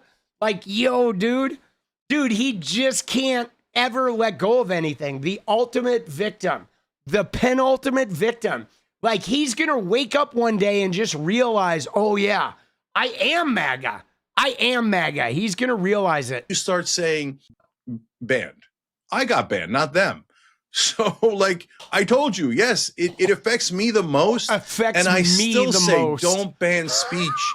And the minute you start saying, hey, that's a white person or that's a Christian person, there should be different rules for them, then you're going to empower the people who say, well, then there should be different rules for Muslims or Jews or Asians. It's a disastrous idea and certainly something that the left should be against. Well, Cenk Uygur, thank you very much for coming on. Dude, he called him Cenk Uygur. Americano. We do not think you are unconducive to the public good, and we do not think you should be banned from Britain. I'm talking about... Dude, Cenk Uygur, okay? And here's their conversation from way back when. I almost want to call it Bush-like, Cheney-like, you're with us or against us attitude. 100% wrong. You just literally, I love that you're proving my point, but No, when I'm not. I You're say proving this, my point. you Okay, truly, so let me explain. you sound like people are either against you, but if No. they criticize you, they are not. And yet, here you are, Cenk, telling the entire right wing that all you want to do is break bread with them, that you want to debate with them, but afterward you want to go have a beer. Yes, I do. You want to have a beer with people who want to put people in mass deportation camps. They want to deport. You think we're going to get put in camps? You sound... All right, anyway. You think I sound crazy? They're starting with Chinese people. That's my fucking family, dog. Like, what are you talking about? That's such an excuse. Okay, they're going to start with Muslims. They're going to start with my people. Okay, if they start at all. Yeah. Stop hiding behind vulnerable communities. I'm hiding behind vulnerable communities. You are. You're using them as human standing shields. in front of vulnerable communities. Dude, he said you're using them as human shields. Dude, he's like, Cenk Uygur's like the IDF all of a sudden, bro. Oh my God. What are you doing? What are you doing? I'm in front of vulnerable communities. I'm the most endangered, friend. By tweeting at Elon Musk? Please, don't help me. I'm talking about Cenk. Dude, I'm the vulnerable community. Dude, he accused Francesca of using marginalized communities as a human shield. Like, bro, what in the Cenk IDF Uygur was that? Right? And now he's like, oh, they banned me. Oh, I got banned. What a fucking weirdo, boss. Dude, her face. Oh, help me. Oh, help me. Oh, Cenky. All right. So let's watch them talking about it today and watching this clip. Ruined. Yeah. Do you want to talk about how much Trump loves inflation for half a second? Or and or Cenk fired shots at me, and I kind of want your thoughts on them. Okay, go for it, Queen. I mean, look, let's be messy. I'm down for it.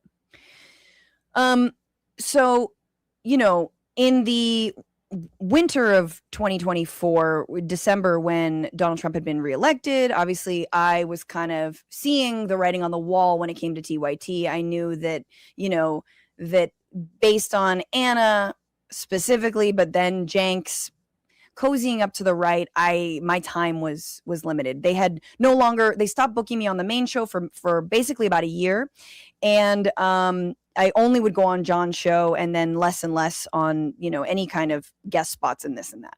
So I finally had this debate with Cenk, and, you know, we have this long debate where I was like, why are you going on all these right-wing shows? What are you doing? And this was his like moment where he was trying to, like, you know, have a beer with the right to show them that we have more in common than we think. And that, I think, in his words, basically, like, some of us are good and some of us are trans. You know what I'm saying? Mhm. And if we are trans, we're not going to, like, argue for trans rights and things like this. And so he made, you know, that case to me. Now, recently, Cenk was banned from entering the UK. Now, just give me your sense. And he was banned because of his speech around Israel. He was banned also. I mean, we should say is absolutely outrageous and psychotic, and Absolutely. and same thing with Hassan. Yeah. Yes, he was banned along with Hassan. And also, the question I have is, who did the banning? Was it the UK? Yeah, was it the UK or was it the US? Interesting. I mean, to be honest, I would think that it would be the UK, given the fact that they have much more lax free speech laws there, and also, wait, maybe lax. Not lax. Not like lax. I'm they're sorry. incredibly censorious. No, of course it's the UK. Yeah. They were going there for, you know, South by Southwest in the UK or whatever.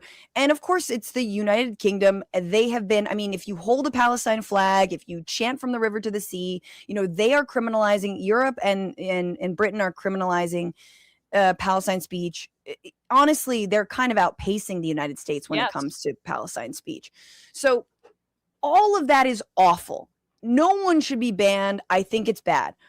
But Cenk is using the fact that he was banned as sort of a badge of honor to say that Francesca was wrong about him not being in the crosshairs of this regime. And he knows more than anyone else, right? And so I'll show you sort of like that, I'll tee that up, and then I'll show you his response, because what he told me, and good old Hank, you know, is bringing all the receipts.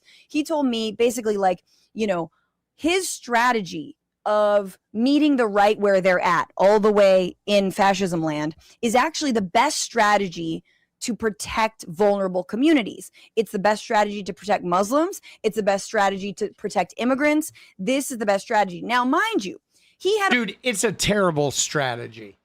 It is a terrible fucking strategy, but already privately told me that he was totally fine with Stephen Miller and DHS under Trump rounding up the criminals. He said that to me verbatim. He said verbatim, if they go after the criminals, I have no problem with that. This was after we had already seen what Trump did in 2016 and 17 and 18 and whatever. First Trump term. So anyway, this is how that whole discussion went down. Debate with them, but afterward you want to go have a beer. Yes, I do. You want to have a beer with people who want to put people in mass deportation camps. They want to deport. You think we're going to get put in camps? You sound all right. Anyway, you think I sound crazy? They're starting with okay. So he says, you sound great. You sound crazy is what he doesn't finish. And then he says, you think we're going to get put in camps. Now, I think there's like an implicit, like I don't think that Cenk or I would get put in camps. I then try to reason with him, and I'm like, there are a lot of Chinese immigrants who are being targeted. So I talk about sort of like, you know, my community. Then he says like, no, it's his community. He's going to be number one because he's Muslim. Chinese people. That's my fucking family, dog. Like, what are you talking about? That's such an excuse. Okay, they're going to start with Muslims. They're going to start with my people. Okay, Sure. At all. Yeah, So yeah. to stop hiding behind vulnerable communities. I'm hiding behind vulnerable Yes, communities. you are. You're using I'm them as human standing in shields. front of vulnerable communities. No, James, you're what not. are you doing? What are No, you doing? I'm in front of vulnerable communities. Uh-huh. I'm the most endangered, By Franny. Dude. I'm the most endangered. I'm standing in front of vulnerable communities. This is what he told me, and I'm Dude, it reminds me of when he told Jordan Uhl that he was killing all the Palestinians, right? Remember that? When he told Jordan Uhl, you're killing the Palestinians. And Jordan's like, dude, what the fuck are you talking about? sorry to take you down memory lane, but now he is using the fact that the United Kingdom banned him to basically say, I was right because I'm the real victim. When it comes to the United States' anti-immigrant ICE extremist apparatus, it's me who's been the victim. Here he is. A year and a half ago, as Donald Trump was getting into office, and they say, Cenk, you don't understand. He's going to hurt marginalized communities. And I'm like, I was born Muslim. I think I understand marginalized communities. Okay? We've been greatly marginalized. So you don't need to lecture me about it, right? And she's like, no, we have to protect them by doing this, this, and this. First of all, he doesn't name me, but he does say she. I went on leftist. I debated and then says she. I'm like, but that doesn't protect those communities. It almost makes them look guilty, and that's why they had to shut down everyone else, right? I don't want to pull. Wait. What? It makes them look guilty? What makes them look? He's like, what? What makes who look guilty? Standing up for your rights? As Anna says, when you're flying foreign flags, as Angelinos were protesting ICE raids a year ago, and she was freaking out about flying foreign flags, does that make immigrants look guilty of what being an immigrant, being Mexican? I don't want to pull an Israel and cancel anyone who doesn't agree with us. So why don't we just debate them and win? Dude, by the way, he fired Francesca. For the record, Mr. I don't want to cancel anybody who doesn't agree with us. They systematically fired everybody who was like not on board, except for like John. Everybody that was not on board with their bootlicking of the MAGA shitters got canned, by the way. The debate. And they said, oh, no, you don't understand, etc. Well, guess who got banned? Who got banned? Not them. Oh. So, like, I told you, yes, it affects me the most. And I still say, don't ban speech. It affects me the most. Me.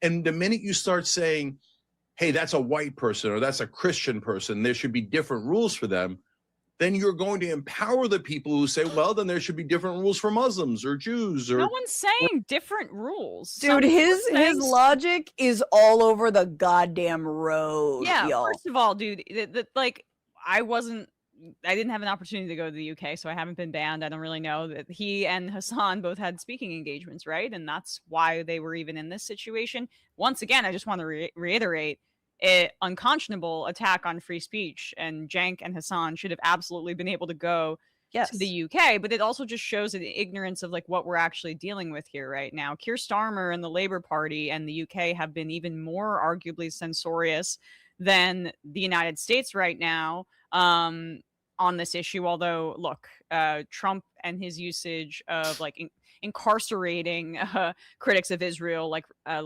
Mahmoud Khalil and Roumeya Ozturk, among others, like that's incredibly extreme. But him not being allowed to go to the UK, I just want to make it clear, we stand steadfastly against it. It's just like, you know, there's this impulse right now, and it's on right-wing media, but I guess also centrist media, which is kind of my view of how Cenk kind of positions himself right now. Yes, it is centrism. Yeah, it definitely is. Like there's this obsession with placing yourself as the main character and in the center of the story. Like they're learning this from Candace Owens and Tucker Carlson. Look at what's happening to me. It's the influencerification, the reality TV-ification of— Dude, I'm telling you, it's like it is his internal right-wing nature.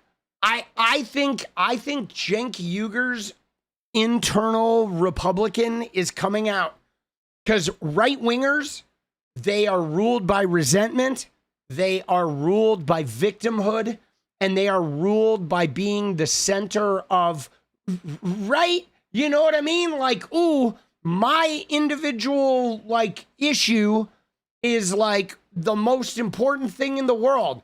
And, I mean, he was a right-winger, guys. Let's face it, dude. He was a right-winger. He got mad at Bush for lying about Iraq. And then he became this whatever wave rider on the beginning of YouTube. But, dude, you go look back at his shit when they were doing celebrity camel toes. Like, bro, that's a right-wing show, okay? Celebrity camel toes is not left-wing, guys. You know what I mean? I mean, I am pretty risque as far as left-wingers go, and I wouldn't do a show on fucking camel toes. Like, come on, dude. When you're judging celebrity camel toes, like, what the fuck, bro? That is as about as right-wing as it gets. Of news coverage, and that's not really what I'm interested in. I think that it's much more impactful to uplift voices of people who aren't media figures with major platforms. Yes. Talk about what they're experiencing. Yes, I mean, people look, on the front lines. My whole thing with them is they don't even have Palestinian voices on the show. They had _Cenk Uygur on. That's Yeah. great. He's Egyptian. He also, like, it's good that they finally took him a while, right, to have somebody who has also been targeted. But here's my thing. Eve, what Cenk is saying is so wrong on a million levels. Number one, in 2024, he laughs at me for saying there would be camps or that people would be rounded up. Well, then he gets rounded up. So then what? I actually was proven correct. I was proven correct. If that clip shows that I was right, he was targeted. There you go. He says, oh no, you think it sounds crazy? No, he was targeted, right? Who was he targeted by? He was targeted by the UK, not the United States. Nothing to do Him with in the the United US. States, he's coddling the balls of all these right wingers. Yeah. He's going on. And the last thing I'll say is when he says they're saying don't debate them, I'm sorry. Never had I ever said don't debate them. Dude, she brings up a really good point there, right? Because the thing that precipitated this, guys, okay, the thing that precipitated, yeah, if you guys have not seen the camel toe, like, we'll just watch 1 second of it here, but this was Anna and Cenk. This was an early clip of theirs, guys. Right, here we go. Entertainment segment by asking you to identify the camel toe. Oh boy. Okay, so we have obtained a photo of a celebrity's camel toe. It is a close-up, so I'm off the kids if they've never seen a gine. Let's go to the picture. Gine. Let's do a little close-up. Dude, that was their fucking thing of identify the camel toe, right? Look at them. This is how they started, guys. Okay? This is how they started. Now, we're not making it up, okay? Cenk has always been a right-winger, and then he got mad at Bush, and then he hated Obama, and then they forged this little path. They tied their cart to Bernie. Bernie didn't win, and eventually he found his way back to the right wing as leftism actually ensconced. But I do want to point out something here, guys, okay? I do want to point out something that she says right here. Hold on. How Cenk, it definitely is. Like, there's this obsession with placing yourself as the main character. Look at what's happened. Much more informed. The thing with them is they talk about what they're experiencing. Yes, I mean, people look, on the front lines. my whole thing with them is they don't even have Palestinian voices on the show. They had _Cenk Uygur on. That's Yeah. great to have some. What Cenk is saying is so wrong on a million levels. Number Right here. one, in 2024, he laughs at me for saying there would be camps or that people would be rounded up. So I want to go back to what she said. I can't find the exact moment because I skipped around, but Cenk kept making this big deal. This has been a huge thing, guys, where Cenk is trying to say, oh, you're saying don't debate right-wingers, or don't try to win the debate battle or win the intellectual battle with MAGA. Don't go on MAGA shows. But guys, I have never seen Francesca or Emma or Sam ever be upset about somebody going on MAGA shows. We see them go on PBD. We see them go into right-wing environments. There is nothing wrong with going on a right-wing show. But Cenk Uygur was not going on a right-wing show and arguing leftism. Cenk Uygur went on stage with Charlie Kirk and said, Charlie Kirk, you guys are right. You guys are so much better than the left. Okay, Cenk Uygur wasn't going on the right wing debating them. He was going on the right wing shows, bootlicking them and parading himself around as the peacock shitting on the left wing. And they were all laughing at him too, right? He was like, yeah, he was holding hands with Charlie Kirk. And you know, they made fun of him on stage and Cenk just laughed it up and was like, please like me. Oh, please, Charlie, please like me. Oh, pet my neck, please. Please like me, right? He was literally just being the left winger who said, you guys are right. The leftists are shitty. You guys were right. You guys are so much nicer. You guys are so much more thoughtful. They're all like, oh, hive mind, blah, blah, blah. And that's what everyone had a problem with, guys.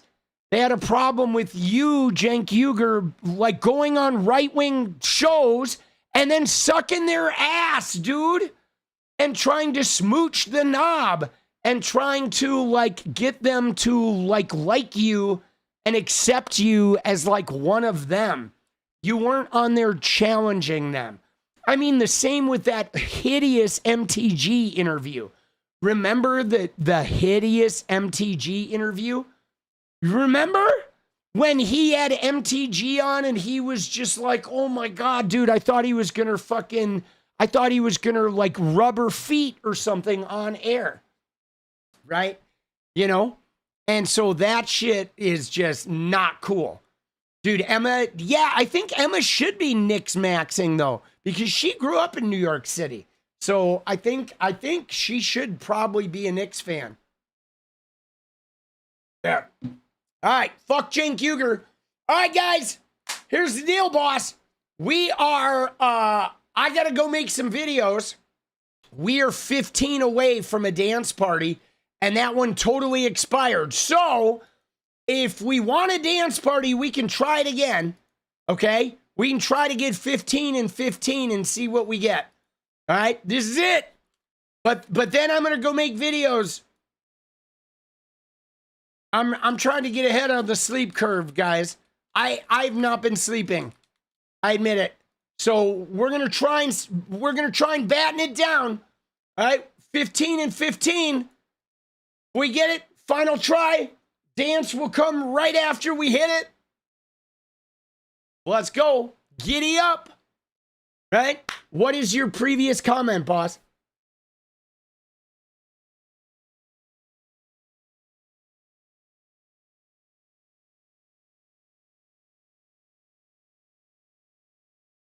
It is. I don't see a previous comment from you. It must have been too early.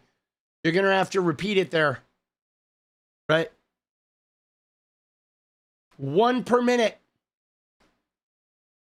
Do I want to see the Cenk mobile clip with the UBI? The Andrew Yang, the inventor of UBI? I don't know. I remember that Noble Mobile. Dude, that shit was fucking terrible, boss. There we go. Let's go. 15. 15 and 14. Dude, I love this channel. Let's go, Julia. 14, guys. Noble Mobile. Dude, I remember we watched this interview a while ago. The Noble Mobile. Too.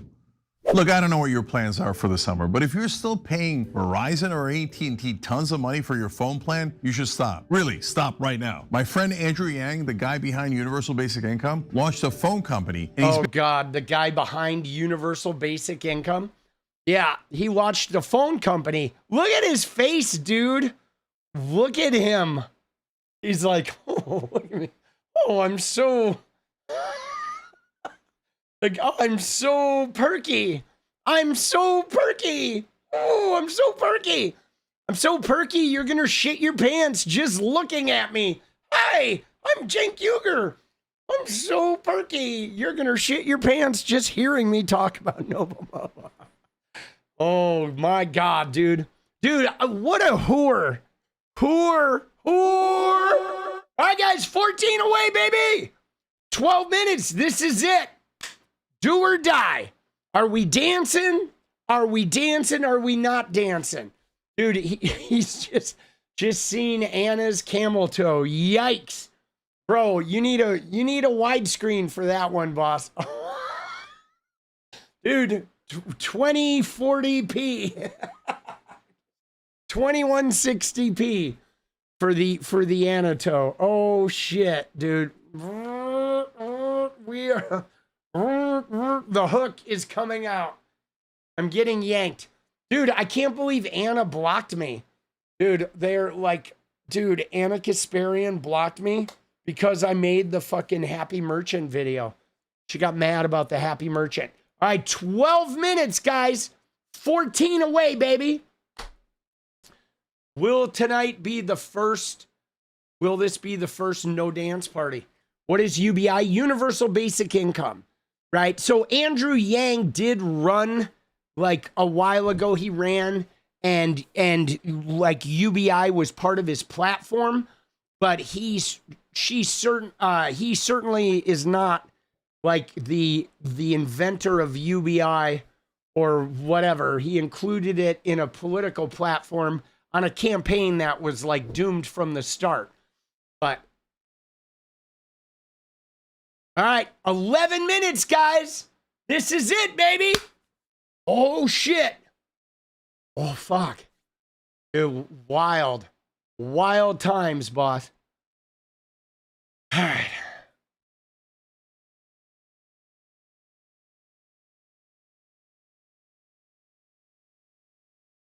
Fucking brutal.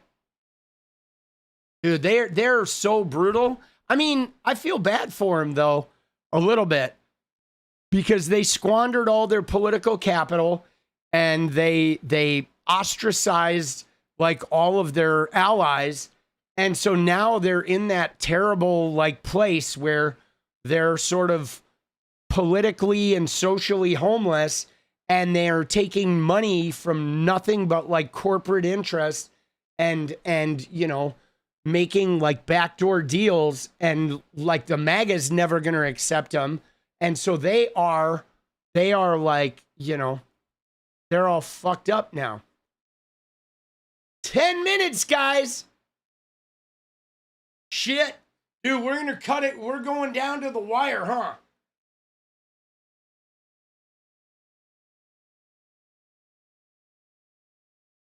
Yeah, they are, but they're like, I think it's weird though. See, they're fundamentally bad guys because they preach getting money out of politics, Anna and Cenk do, and yet they exist almost exclusively on corporate sponsorships, right? Number one, hypocrite. Number two, they preach like, you know, meeting other viewpoints and, you know, winning them over. And then they reject all their leftists and berate them for being critical of them. Hypocrite. So, you know what I'm saying? Like, it's like the shit they say, they don't walk. They have zero integrity. And that's the real problem. The real problem isn't even their point of view. It's the fact that their integrity sucks. Dude, dance. Let's go. Nameless Nick. Let's go. 13, guys. We got 9 minutes, 13 left. All right. Are we getting it or are we not getting it? Dude. Dance or no dance, baby? Yeah. I mean, that to me is the big problem. It's the integrity. Preach one thing, behave in another way. And that is also what makes it seem like the fact that they're magifying, because they're behaving like MAGA, where, you know, they're ass kissing the dubious people, they're attacking the fucking people that are their allies, you know, they're feverishly defending their point of view again, you know, even if it doesn't make any sense. Dude, Nameless Nick, Pony Up Punks, let's go, 12 away, baby. Dude, we're getting this. We are not gonna not dance. All right, yeah, I mean, dude, he was union busting at TYT during an election where he was running as a leftist candidate. Like, what the fuck, dude? And that's just it. You know, like, polish the knob of the right wing, and then the minute the left wing is critical, you're like, oh, you're bad. But if the right wing is critical, they're like, oh, yeah, please like me. Oh, yeah, you can say negative things just like me.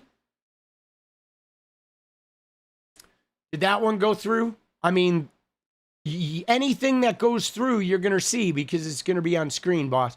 12 away, guys. Giddy up.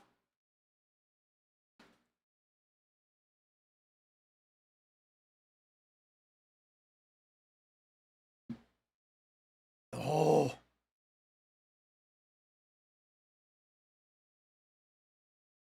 Yeah, if you don't see it, it didn't go through. If you see it, it went through. 12, 12, 12, 12 and 6, baby. Oh, shit. Down to the wire, boss.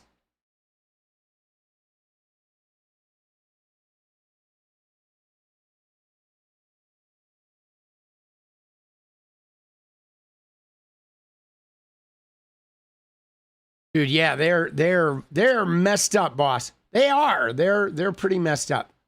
But I have to admit, guys, my relationship with TYT was bad from the beginning, because I was not in the YouTube political circle. I was like, you know, New York Times, Washington Post, mainstream, and Twitter politics.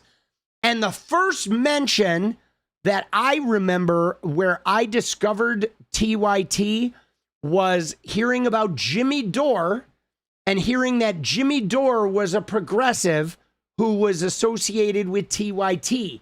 And then I went and watched Jimmy Dore, and I was like, this is a fucking right winger. What the fuck do they mean this guy's a progressive? And that was my intro to TYT, was seeing that they had a right winger masquerading as a progressive, and that was like their guy. And I was like, these guys are bullshit. That was my intro to TYT. That was, dude, 5 minutes, guys. 12 and 5, baby. 11 and 5. Let's go, Sumi. Dance. 11 and 5. It is go time. Oh, shit. We're down to the wire. Yeah, that was where I first encountered them, though. And I was like, dude, there's no way. Dude, Dore is like, that guy is not a progressive, dude. Dude, that guy is like, yikes. There's no fucking way, boss. 11 away, baby. 4 minutes. Ooh, clock is ticking. Yeah, no, Kyle, I like Kyle a lot. I like Kyle a lot. I do. I don't mind David Pakman. I mean, he's got a role. I find him a little milquetoast. He's a little not controversial enough for me, but I mean, he's fine. You know, seems like a nice enough guy.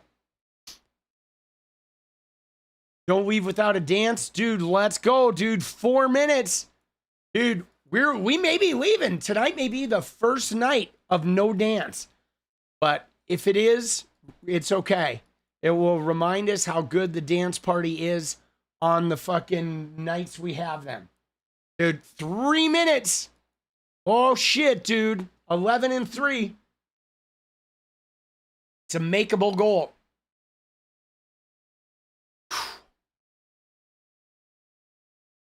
Fucking A, boss. 2 more years, guys. Not really. A year and a half. Okay? A year and a half, guys. Right? I guess 2 years. I guess it is. I was trying to make it a year and a half. I guess we have 2 more years of this shit. Dude, 3 minutes, guys. Dun, dun, dun, dun, dun, dun. The final 3. 11-3, baby.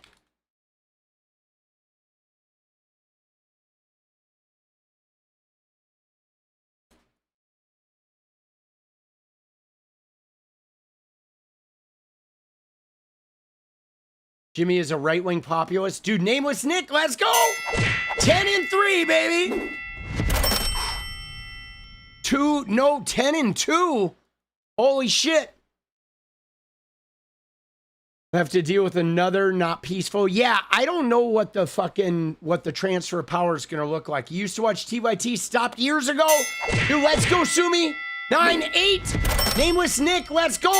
Oh, shit. 8-2, guys. Oh, down to the wire, boss. Are we gonna make it? Will we make it?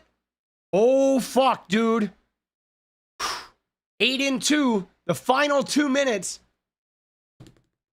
Drum roll, please. 7-2, Nameless Nick.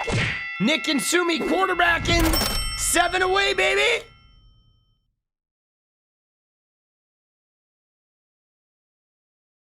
Woo. 7-6. Another Sumi needs this dance. 6 away. 5 away.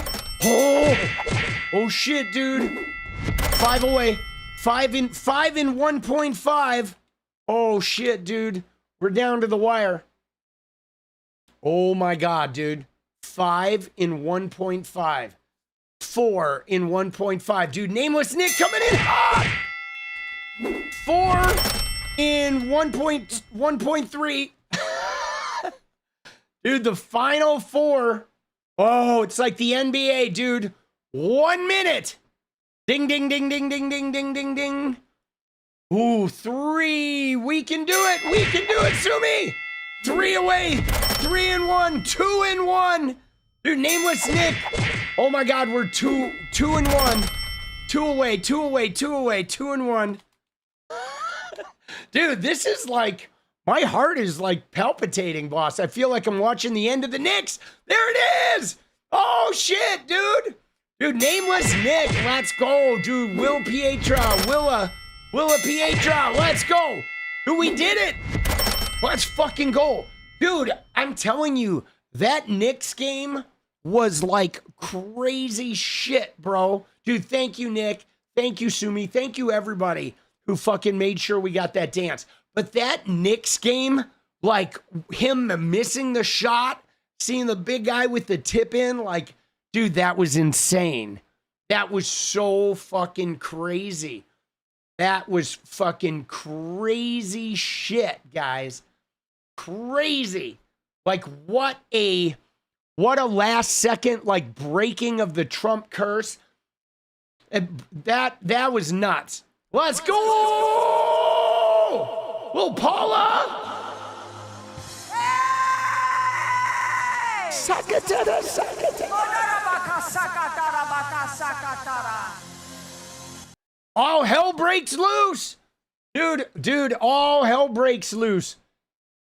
Killing you with the clickbait titles. I mean, guys, you know, let me just tell you guys. Dude, Tiana, let's go. Good to see you, boss.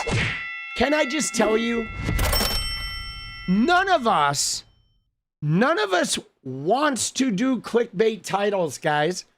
We don't. Like we don't want to escalate the shit. We would love to make videos that just say reacting to Trump's fucking stupidity. You know what I'm saying? But like, dude, it's like, it's just so hard, right? You know, that like we get stuck having to deal with an ever-changing and escalating algorithm. I mean, I guess what I try to do, though, is I try to at least make it like relevant to the video. Like, I will admit, sometimes like Keith Edwards rubs me the wrong way because his title will be like, Donald Trump cheated with his secretary, and then you watch the video and that shit is I know already, but I watched the video to see like, what is he doing here? But it's not even in there, right? Where the thing in the title never actually even happened. And that shit makes me mad. But like, you know, we're constantly contending with trying to find, you know, a way of titling that gets our video seen, right? Because YouTube won't, like, you know, there's a weird thing where YouTube, you have to like, it has to cause a certain reaction for YouTube to respond to it. And what's more, you know what's crazy? Is if the viewers who watch you regularly don't watch it, right? You get like fucking penalized too. So like if you follow Kyle, every video that you scroll by and don't watch makes it harder for Kyle's videos to get watched, right? Because YouTube makes it so it's like pretty dumb, because who watches you should be important, but it shouldn't be the only thing that's important, which sucks, because a lot of times YouTube makes it so you have to be one-dimensional if you want to like expand. I don't know. There's a lot of issues with YouTube. Yeah, clickbaiting. I know, dude. Dude, we all grapple with it though. It's like, how do you fucking, you know, right? Panic, meltdown, crisis. Dude, cortisol reason. Is it really that bad though? Panic? I mean, I'll use like MAGA is panicking, or like, dude, Trump had a meltdown. But like, you know, I don't know. I guess I don't. Do they really do like, oh, it's the end of the world? Do they really do that? Oh shit, the world is ending? I don't like, that seems excessive, because we know the world is not ending, right? Make the vid about what the topic is, not just a quick mention of it. Yeah, no, absolutely. I try to stay true. But it is hard, dude. It's hard. YouTube, guys, YouTube is getting fucking hard. Right? YouTube is getting hard. In short term, you have to consider a message versus views. I mean, I guess the thing that's hard though is if we don't get the views, our channel can't survive. So like YouTube is, we have to play a game where in order to survive, we have to contend with the average YouTube viewer, which is not like our loyal viewers, right? We're contending with the people who aren't our loyal viewers, right? And that's what's really hard, because your channel has to survive. But it gets even harder beyond that. I mean, forget about the titling. It gets hard because I want to cover new shit, but if I don't cover the shit my regular viewers like to watch, then I can't make anything.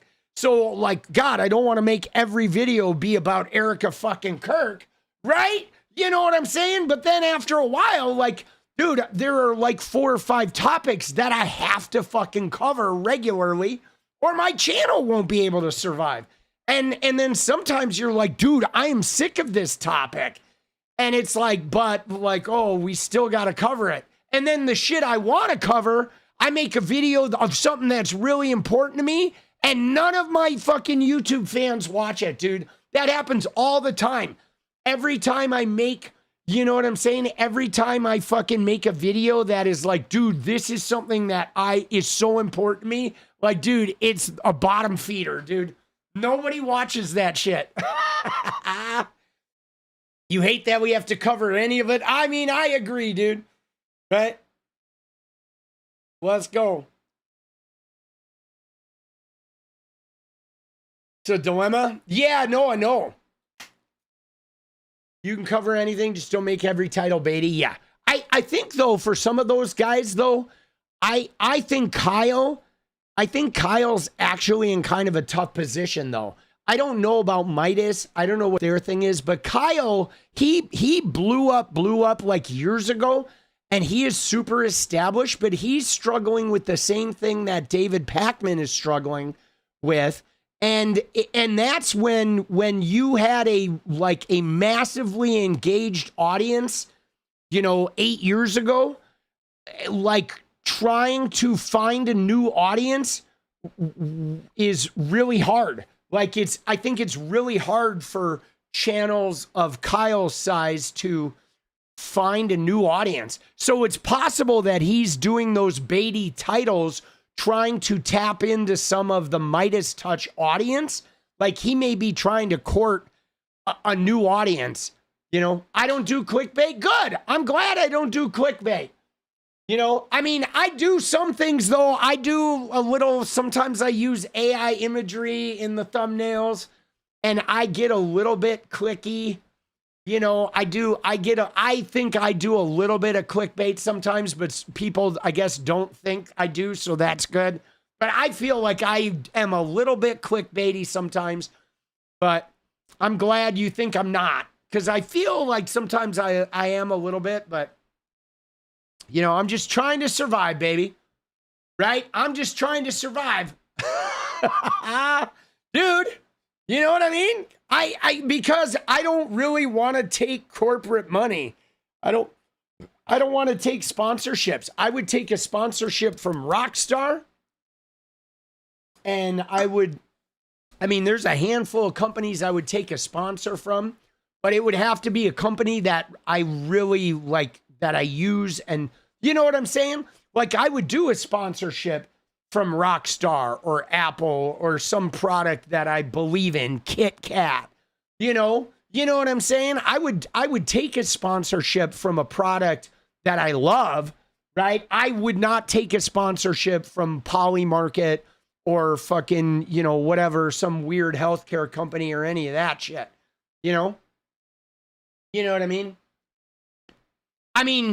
Dude, you know what my main concern is, guys? For me, I don't know about you guys, but for me, it's hard because it's hard for new channels because they, like YouTube has a tendency to show everybody Kyle and 𝗏𝗡 and Pakman and Brian Tyler Cohen and Keith Edwards. And so by the time somebody sees my thumbnail, they've already seen 20 videos from really well-known content creators about the subject. So I tend to cover a little bit of, right? I tend to cover a little bit of like other, a little out-of-the-box shit.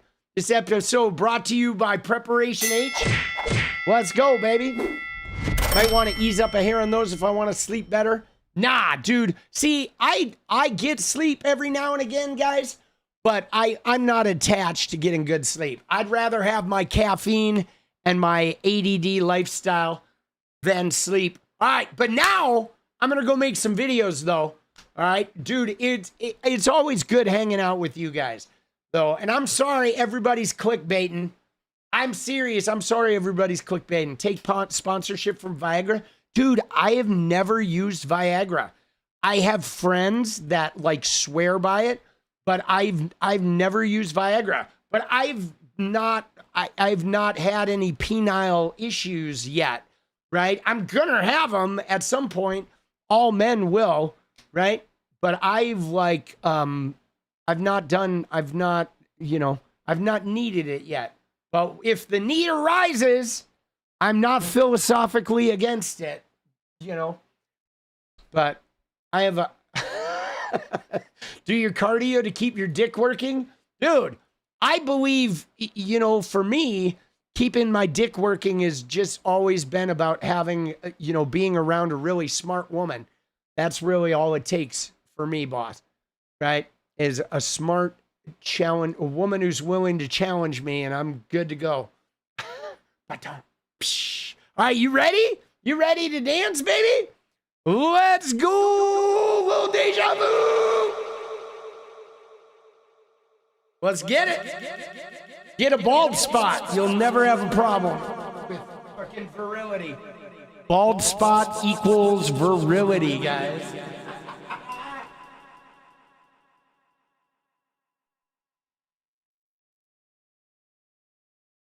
Dude, waffle maker, let's go, baby!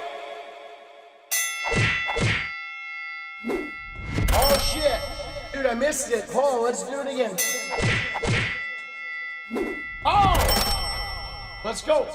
You know what my dad used to say? He used to say, you can tell the virility of a man by how high his hair stands up above his head. Let's go. Oh shit. Kidding. Let's go. Not really. Joking, not joking. You can tell them by the way they dance, baby. Oh. Whoa. All right. Time to get it. Thank you guys. A little deja vu coming in hard. Whoa. Whoa.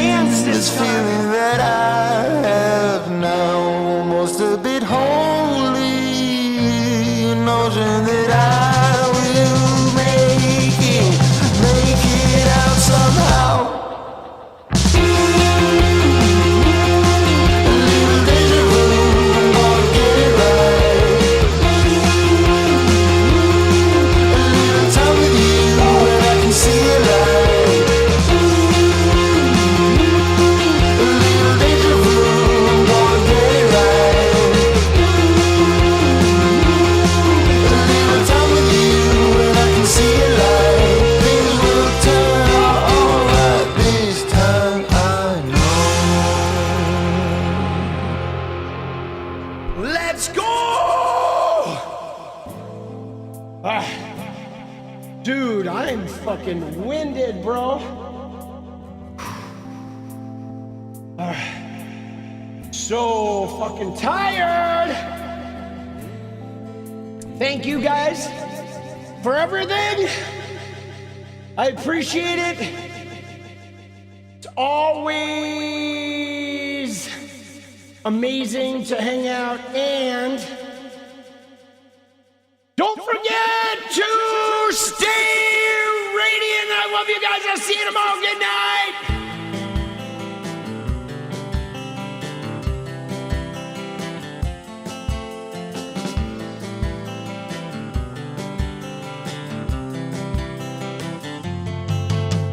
Hey, I just want to change the world. I just want the perfect girl. I don't want to hang around, I'd rather be found. It gets better, I wonder, my place.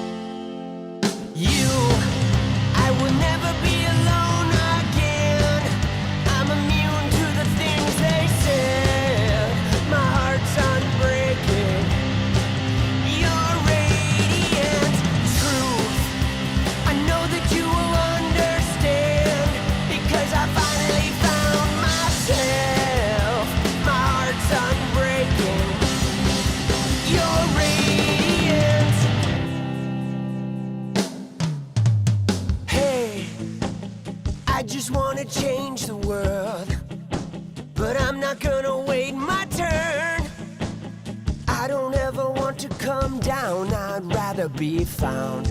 It gets better, I wonder, my pleasure